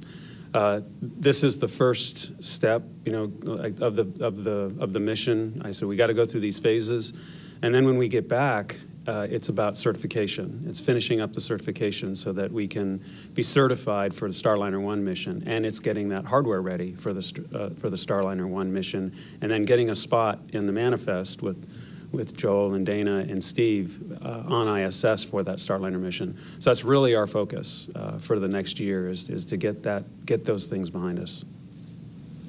Thank you. We'll go ahead and take this lady right here in the second row, right up front. Hi there. Kristen Fisher with CNN. Big congratulations to everyone on a successful launch. Mark, a question for you and one for Joel, I believe. Mark, so much has been made of the competition between SpaceX and Boeing over the last decade or so. I'm curious how you view that competition over the last 10 years. Elon Musk sending his congratulations to the entire team. How would you describe that competition? And then for Joel, if we could just get an update on when that faulty pump on board the ISS will actually be replaced, how long that would take. Thanks. I think you guys think it's a competition. We don't see it as a competition. We've got two providers that are going up to the International Space Station, and SpaceX is up there, and we're up there now as well. So this is something that NASA has planned, and we've accomplished it. And of course, that next step is certification. I saw the tweet. That's awesome. And you know, I sit on my front porch and I watch every SpaceX mission, and I root for them too. This is something that's great for the entire country. And on the pump change out, we're going to get to that as soon as we can. My hope is we get to it this week. If not, it'll be early next week. Thank you. We'll go right here, up front. Thanks, Tony. Congratulations, everyone. This is James from Channel 6. I'd like to start with Mark 2, and maybe if Steve, Ken, and Mr. Administrator would like to chime in. As excited as you are, Mark, good to see you smile. I know that you might have a message in the back of your mind, perhaps, for the harshest critics of Starliner's program. Is there anything, I know you're focused on the mission at hand, but what would you like to say to those who may have even called for the cancellation of the program after all the delays? There are those who thought Butch and Sonny would never fly. Thank you. Yeah, we talked to our team a lot about just ignoring a lot of the stuff that you read. You know, we focus on the positive, we focus on the accomplishments, and we learn from the setbacks that we've had.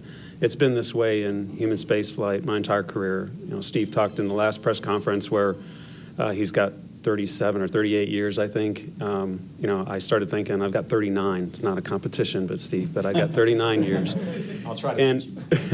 And I think about, you know, over the years, you know, how many bad headlines I've read about the shuttle program, International Space Station. And then I look back at those programs and look at how successful they were.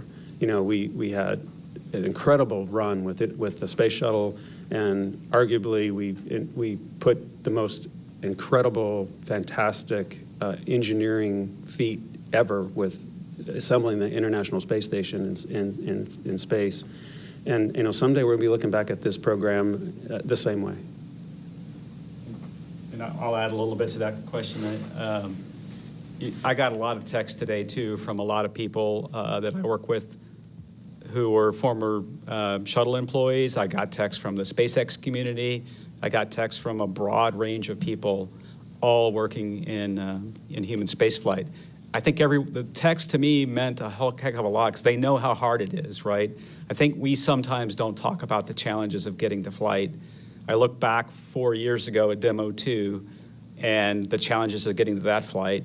We had to redesign the parachute system on Dragon before that flight in the year before. We redesigned the propulsion system before. Starliner has had, you know, every development program has challenges on getting there. Space Shuttle had challenges. It was behind schedule on launching. Every single program, I think, it's just so hard to put all the pieces together. As Mark said, they all have to work as planned. You qualify them, you test them, and then you learn about them and you fly them in space. And so we've stood side by side with Boeing, working hard. We need 2 providers. We need 2 space transportation systems. It's hugely important to us. I think the whole community knows that. And it's just a tough endeavor to get to flight. And huge kudos to the entire team for getting there today. The administrator talked about perseverance, hard work, dedication. That's what I see from our team every single day. I wish I could explain it here, but these people are working long hours and figuring out ways to solve problems, whether it's a Boeing employee, a NASA employee, United Launch Alliance employee. So it's just great to be part of the team. Oh, yeah, I don't need to hit that button, do I? No, you go ahead. I was just going to say that, folks like to judge early, and I would exercise caution doing that. You really don't know how great a program is until after it's finished. That's what I've seen with airplane programs and other aerospace programs through the years. It's also important to remember that we want more than one provider. It's really important to us, not just for ISS to have redundancy there, but we're trying to develop a new economy in low Earth orbit. And to do that, we want to have a field with multiple competitors. We'd like to see 3, 4 someday, right? And it starts by developing 2. Sorry to cut you off, boss. Not at all, not at all. He's the real deal, former space commander. The overall answer to your question is space is hard. And you better not mess it up by not going when you've tried out everything and you know that it is as safe as possible when you put a human on board. And sometimes that takes time. The proof's in the pudding. Look what we've been through in all of the different space programs of NASA from the very get-go. And sometimes they were very painful. And when we didn't get it right, because mistakes were made, the entire country suffered. So my hat's off to the team here. They waited until they got it right. As Joel said, we've still got some to come. Steve said this too, because this is the first time that the spacecraft that doesn't have wheels, like the shuttle did, is going to land on land. And it's going to come down in the Utah desert as the primary site. And so this is a whole new adaptation. So they waited until it was right. Thank you. Well, we'll take it right here up front. Yusuke Tomiyama, the Yomiuri Shimbun, Japanese Daily. My question is for Senator Nelson. You mentioned further lunar exploration in your first remarks, so I'd like to ask you, apart from Starliner, China's lunar probe successfully collected samples from far-side moon surface for the first time. So what do you think on this achievement, and do you have any plan to collaborate with China for science research of these samples? Thank you. Did you specifically ask at first about Chang'e 6 that landed on the far side of the moon? Okay. Well, my congratulations to the Chinese space program. I have said over and over that they have a very good program. They have made lots of progress in the last 10 years. I would like very much, and have said this publicly many times, for them to be more transparent, more open, less secretive. And yes, we need to cooperate on things. The one thing that we did cooperate on was deconfliction in Mars orbit. But there are plenty of other opportunities for deconfliction and cooperation. And I would welcome that. But of course, today, and I respect your question, today is about the Boeing Starliner. All right, we're going to take some questions over the phone. First up, we have Michael Sheets with CNBC.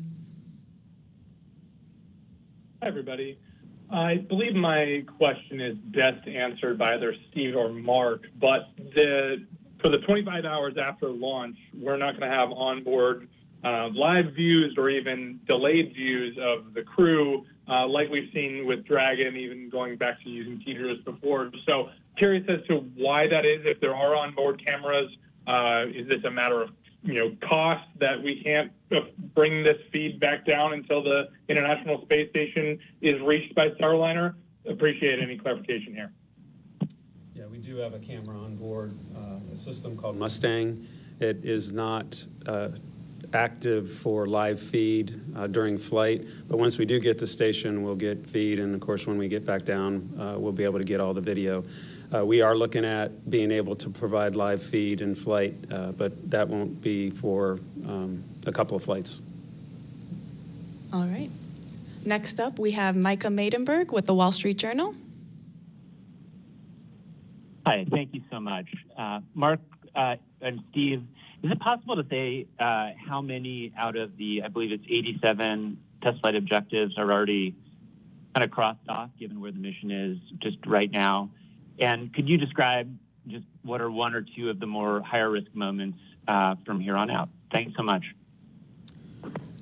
So yeah, it certainly is possible to cross off all the flight test objectives, but I don't have those numbers in front of me, but I can kind of give you a little bit of a summary of what they look like. There's a little bit of manual flying that would like Butch and Sonny to do with the hand controllers. That'll happen here in the next day. And then there's a lot of, I'll call them ergonomic types of flight test objectives. How do the seats fit? How do the suits work? How do the displays look? And, and there's numbers that are associated with all those things that I just rattled off that add up into the 87. And then, of course, when we get close to docking, we'll do some more. And when we get docked, there's additional ones as simple as how does the cargo come out and how does the cargo go back in? Those are the types of flight test objectives that will be satisfying. Steve? Yeah, I think Mark said it well. We don't have the exact number today because they're happening as we speak here. Maybe we could talk a little bit about what we've accomplished after we dock. You know the big things coming up. Obviously, docking is a high interest event when you're bringing two vehicles close to each other, like Starliner as it approaches the forward port of station. That's a huge, big event for us. A very integrated event between the Starliner flight control team and the International Space Station flight control team. And then, once we get docked, we have a big objective to demonstrate what we call safe haven. So that's a demonstration where we have the crew go into Starliner and use only the Starliner assets. If something were to happen on station, we have this capability in both Dragon and very soon Starliner. We'll demonstrate that. And then at the end, obviously, the deorbit and landing are huge events that we'll continue to learn a lot about. I would say one thing, about the spacecraft is this is the first time with a crew on board. So first time that the life support system is operating today. We've tested it on the ground. It worked great, but we're learning a little bit about that as well. Huge important objective for the flight as well. Thanks. We're going to take one more question over the phone before we come back to the room. We have Andrea Leinfelder with the Houston Chronicle. Hi, congrats on the launch today. I understand that these could change. Can you give me the dates you expect Starliner will undock from the station, and then the date and location you're targeting for landing? Thank you. Yeah, we have a number of landing opportunities. The first one would be the earliest would be June 14th. We would undock around 3:17 in the morning. That would be Central Time. With a landing around 8:38 Central Time. That would be at White Sands Space Harbor. What we really want to do is kind of look at the overall mission as it's going, and then Joel has some activities on the space station, and so we may adjust that date a little bit to accomplish some International Space Station activities. There's nothing magic about that date. A few days later, we have another set of opportunities as well. So we'll take a little time once we get docked. work with Joel and his team. He talks about some spacewalks that they would like to do as well, and so we'll work out the choreography of all those different events. But right now we're really focused on Starliner and docking tomorrow. All right, we'll take some questions here in the room. We'll go to Ken Kramer.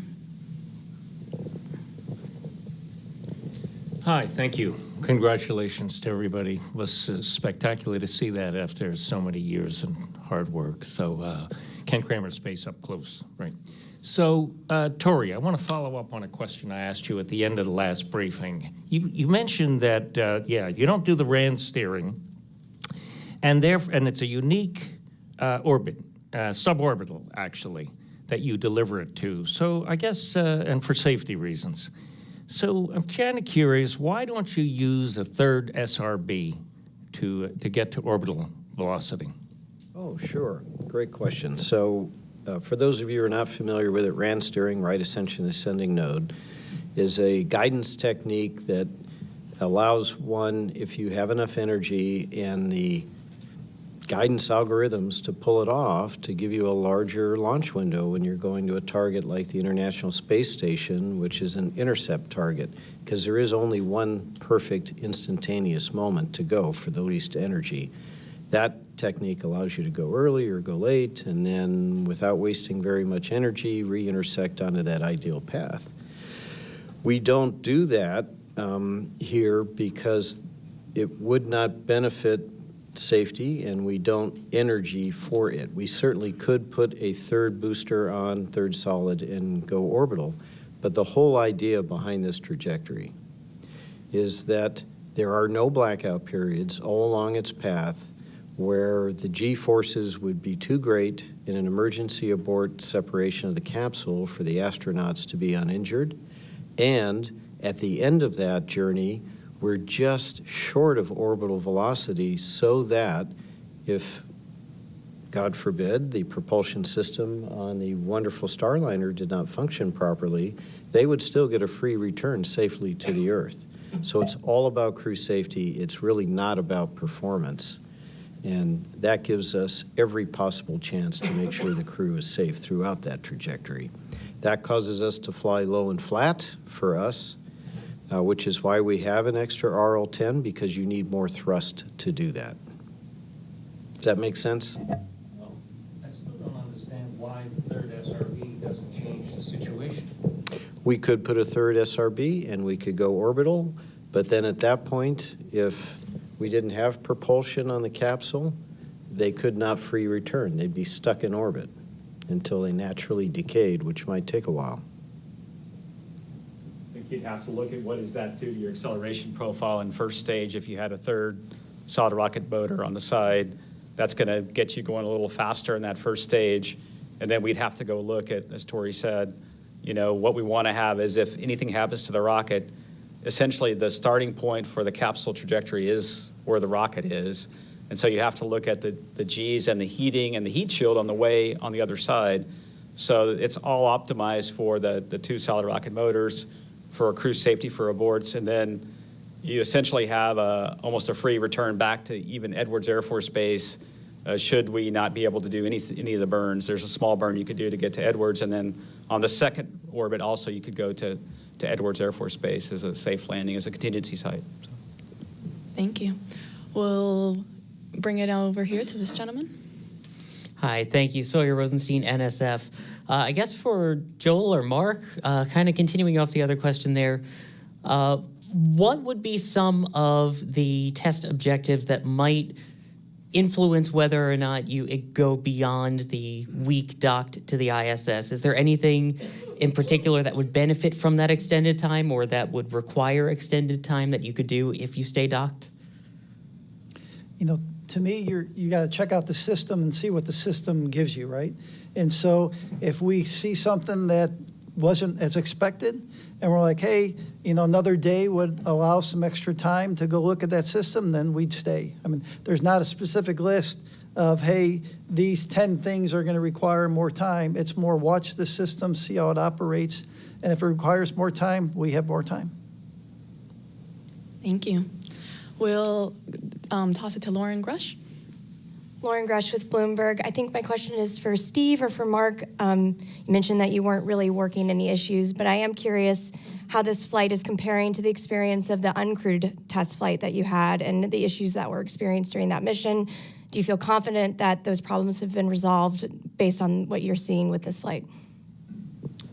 I could start off, obviously on orbit flight test 2, the uncrewed flight, we saw some OMAC thrusters that failed off during the orbit insertion burn. Today, that first burn, I was really excited to watch it. I think it was like about 72 meters per second. I'm an old trajectory guy, so I kind of like burns, but all 4 OMACs fired in each doghouse. The control was just perfect. Those did really well. I didn't get to see the second maneuver, which was the phasing burn, but that went really well. So we had a couple things, happen early on that we've seemed to gotten past with. I know Mark's talked about, we think the leading cause of those failures was a little contamination in some of the propellant lines in those doghouses that they failed off. It was all in the same doghouse, actually. So far, the OMAC burns, these are pretty good-sized thrusters, 1,500 pounds of thrust. Those have gone really well, and I'll see if Mark has anything to add. Yeah, we had our cooling system had a little bit of a freeze up on OFT2. We had worked on that by removing some filters so that it would operate a little bit more smoothly. Of course, we didn't have crew on OFT2, so that contributed to the problem. There wasn't as much heat in the crew module. And this time, it appears everything's working fine, so I think we have that problem licked. Thank you. We're going to go back to the phone. We have Mike Wall with Space.com. Thank you all for doing this. And yeah, I'd just like to say congratulations on a successful launch and a successful mission so far. Just a quick question, maybe for Mark or for Steve. Have you heard much from Sunny and Butch about Starliner and like how it's handling and what are their thoughts about the spacecraft so far? Steve, I haven't heard anything at all. I've been busy preparing for this and a little bit of celebration. Yeah, I have not either. I know they were going to call down, I talked about some of the things they were going to do, some of the manual maneuvers in the hand controller checkout, rotational hand controller, and the translation hand controller, and they were going to call down to the ground, I think probably about right now during this event, and so we haven't really heard too much from them. They've been really focused on clicking through a bunch of objectives, getting the spacecraft set up for orbit, doing the maneuvers we talked about, and doing the checkout. So I don't know, but we'll get some information from them later today. Next up, we have Issam Ahmed with AFP. Yeah, thank you so much for doing this. First of all, for Steve, I was wondering if you could reflect a little bit on the fact that you've been in this your job for so long now, and to see this day finally come. Could you reflect a little bit on what that means to you? And for Ken, specifically, I think you mentioned earlier in the call that you might like to expand these commercial providers to 3 or 4. Could you sort of go into further details about what you meant by that? Because I hadn't heard about that before. Oh, and finally for Steve, if I could sneak in one more. Regarding the sublimator, you're pretty confident that you'll have enough water backup for the landing? Thank you so much. Yeah, I'll take the first question. I just felt really proud today of the team. Having been with the team for 8.5 years now as the deputy program manager, I see the hard work of the team and just felt, a sense of accomplishment from watching the team work so hard, of getting this first step done, of getting Butch and Sunny on orbit, getting a couple burns executed. It was a bit of an emotional time for me because you just see how hard people work, and they put their blood, sweat, and tears into it every day of their life. Sometimes their families, suffer as they work nights and weekends on analyses or resolving challenges, and just super proud of the entire team. When I say team, I talk about the NASA team, the Boeing team, United Launch Alliance team, the Space Station Program team, and as Mark mentioned, we get to work with a lot of suppliers as well on the NASA side. These people are committed to human spaceflight. They know how hard it is. They know what it takes, and I was just super proud of the team. Yeah, when it comes to the additional providers, we work with other providers in addition to Boeing and SpaceX and the Dragon and Starliner teams to help them as they're thinking about someday building crew vehicles or converting their vehicles to crew. But we don't have any procurement in place to do that, nothing where we're going out trying to buy additional services at this point. But I would love to see the low Earth orbit economy grow so much that we need all those vehicles, right? So that was behind my statement is I would like to see that growth in low Earth orbit so that we see this vibrant activity with lots of different launches with lots of different vehicles someday. I think there was a second question I failed to answer on the sublimator. There is a refill kit, and it's able to refill the tank. Essentially, you carry up some spare water, and there's a connector hose that hooks up to the system, and that should provide all the water we need for the landing. So. Thank you both. We'll now head back to the room. We have Manuel Masanti over here.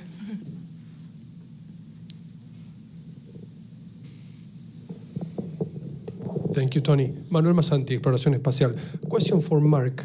I understand that Boeing has 2 operative capsules right now, Calypso in orbit and another one preparing for Starliner 1. Do you have the intention of having more of them? Like a third one is being in production, or with 2 is fine for the operational missions? Thank you. For the flight rate that we have right now, flying once a year, 1 is plenty. But to fly twice a year, which is a request from NASA on our contract, we need 2 capsules, so to turn them every 6 months. So 2 is sufficient for what is in the plan. If, like Ken talked, if there becomes a low Earth orbit market where there's additional International Space Stations, additional flights, then that would drive additional vehicles. Thank you. We'll now go to this gentleman up front here. Yes, hi, Bert Dicht from the National Space Society. I'd like to ask a question to Tori. You mentioned this is your first crewed launch of a spacecraft, and obviously you'll be going through your processes and procedures as you prepare for the next one, but any initial impressions about everything in terms of this flight? Yes. Well, I'll just say that, we had, as you know, 2 scrubs that preceded this. And they were routine issues that, we'll be able to take corrective actions for and be less exposed to that kind of issue going forward. So it gives us a little bit more focus on launching on time as well as mission success. I was proud of my team that they took no shortcuts.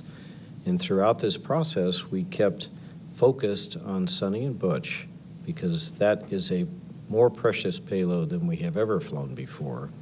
So yes, like the Starliner team, like the NASA team, every mission is followed by, a hot wash and lessons learned and improvements going forward. Thank you, Tori. Next up, we have this lady right here up front. Gina Sinceri, ABC News. I'm not sure who would know the answer to this. Did Butch and Sonny say anything on the ride up to you or any response? Did Butch and Sonny say anything? Is that what your question? Right. Did you get any feedback from them on the experience going up? I didn't copy anything on the comm loops. I mean, they were professional test pilots on the way up, looking at the various abort boundaries and looking at the systems. And, you could tell they were excited and ready to go. We heard their remarks before they lifted off. And so, no, I don't think they said much. I can imagine their faces when they got in orbit. And, in 0G, and just imagine how excited they were congratulating each other to be in space and after participation in this whole development of Starliner. So. My guess is they never lost their smile. Yeah. They did congratulate Tori for becoming part of the Human Spaceflight Club, which I think we need to cut his tie or something. Yeah, that's true. Yeah. Thank you. We'll now go back to the phone. We have David Denault with About Space Today. Good afternoon. And I guess it's not maybe a coincidence that both the administrator and the associate administrator are sitting next to each other. But gentlemen, each of you had a unique experience. STS-61C and STS-73, long delays. how do you put yourself in like Butch and Sonny and all of their delays? What was that like? Okay, well, first I'll say that the administrator and he actually has the record because he did it first, but they scrubbed 6 times on his launch, and on one of my launches we scrubbed 6 times. So Bush and Sonny, they didn't come anywhere close to that, right? They were in quarantine probably longer than I was because of the distance between their scrubs. But what I found with each one of my scrubs was we were a little more relaxed, a little more prepared, and we got a little more rested, and we were really good at strapping in by the time we got a few under our belt. I don't know. What about you, sir? Same thing. At least the weather was not a concern for the 3 times on Starliner. The weather certainly played a big part with regard to some of our scrubs. So, yeah, it gets old hat when you strap in, and it's just another day at the ranch. Thank you. We can now take one more in the room. We'll go to Will Robinson-Smith right there. Thank you, Will Robinson-Smith with Spaceflight Now. Appreciate the time and congratulations again. Question for either Ken or Steve. Assuming that everything goes well with the rest of this mission, you get back, you get through the data, and you press on to Starliner 1 next spring, has a decision been made on the seat swap agreement with Roscosmos and their cosmonaut and how that flight situation will work in 2025? Thanks. Well, on the seat swap agreement, I'll talk about that, and Steve can talk about the other part. Our Russian colleagues want to get more data and see how this mission goes, and then we'll talk with them. They've said previously that they want to see 3 crewed flights before they're ready to do a seat swap. So we need to work through that with them, and Joel might have something to add there. He's been working that when he was the ISS program manager. Yep, we already have 1 seat on the Dragon mission, but the plan is to get to do the crew swap on both vehicles as quickly as we can. And so, as Ken said, we'll be watching this mission, taking lessons learned, and then as quickly as we can, we're going to be putting that in place. Yeah, and our goal is to, once we get the flight back, get Butch and Sonny back landed safely, evaluate the data, complete the certification that Mark's talked about, and then, we'll get Starliner in the rotation as soon as we can. Thank you. We have time for one more question here in the room. All right, we'll go to Jeff Faust right there. Jeff Faust of Space News. Probably for Steve or Mark, just to follow up on an earlier question about video from inside the capsule. How long after Starliner gets to the station will you be able to bring back some of that video? I think there's a lot of interest and maybe even expectation to see what it's like inside Starliner. I don't know the answer to that. I'm not sure, Jeff. I know we'll have to downlink the data. It's all recorded on board Starliner, and then I assume we'll get it down within a day or so of docking. But I don't know the details of that, so I apologize. We'll make sure to get that information for you, Jeff.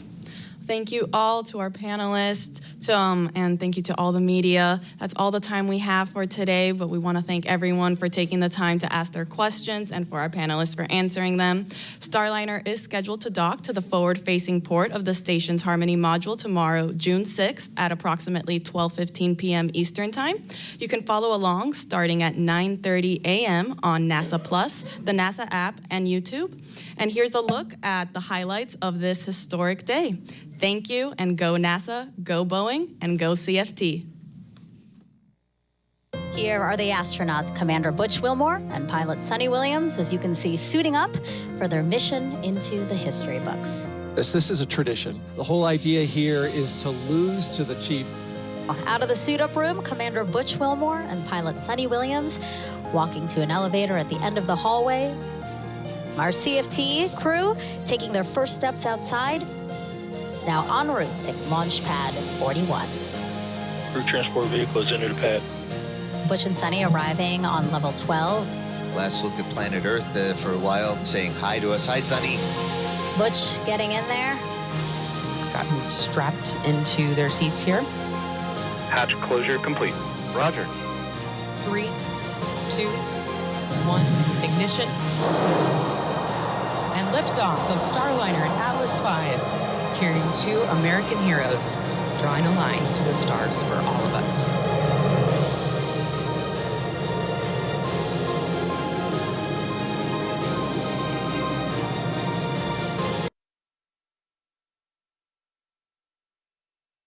Everything continuing to go smoothly now, over 2.5 hours into today's mission of the Starliner flight. The next major milestone that we are looking ahead towards are the far field piloting checkouts that we've been discussing.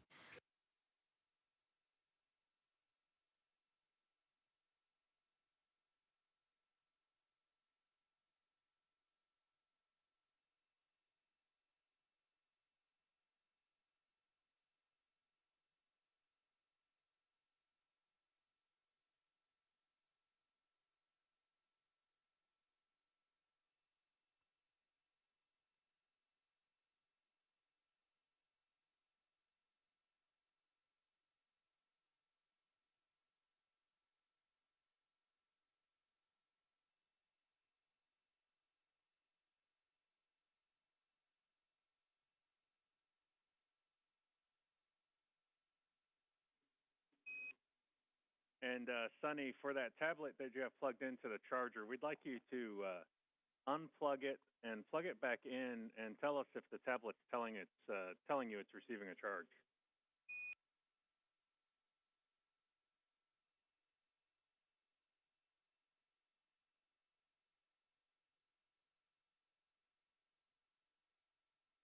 All right, she unplugged it and she's plugged it back in. And we've got the little plug symbol that says it's receiving charge. All right, good news. We'll watch that one for a little bit, then we'll check back on it.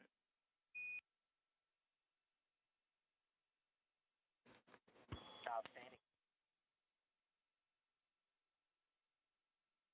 And Butch and Sonny doing some IT troubleshooting the same way we do on Earth with unplugging it and plugging it back in. But they've confirmed that they've got good charge on the tablet they've got plugged in. Looking forward a little bit, talking about the far field demos that are going to be manually flown by the crew. We've got a handful, some RHC and THC checkout,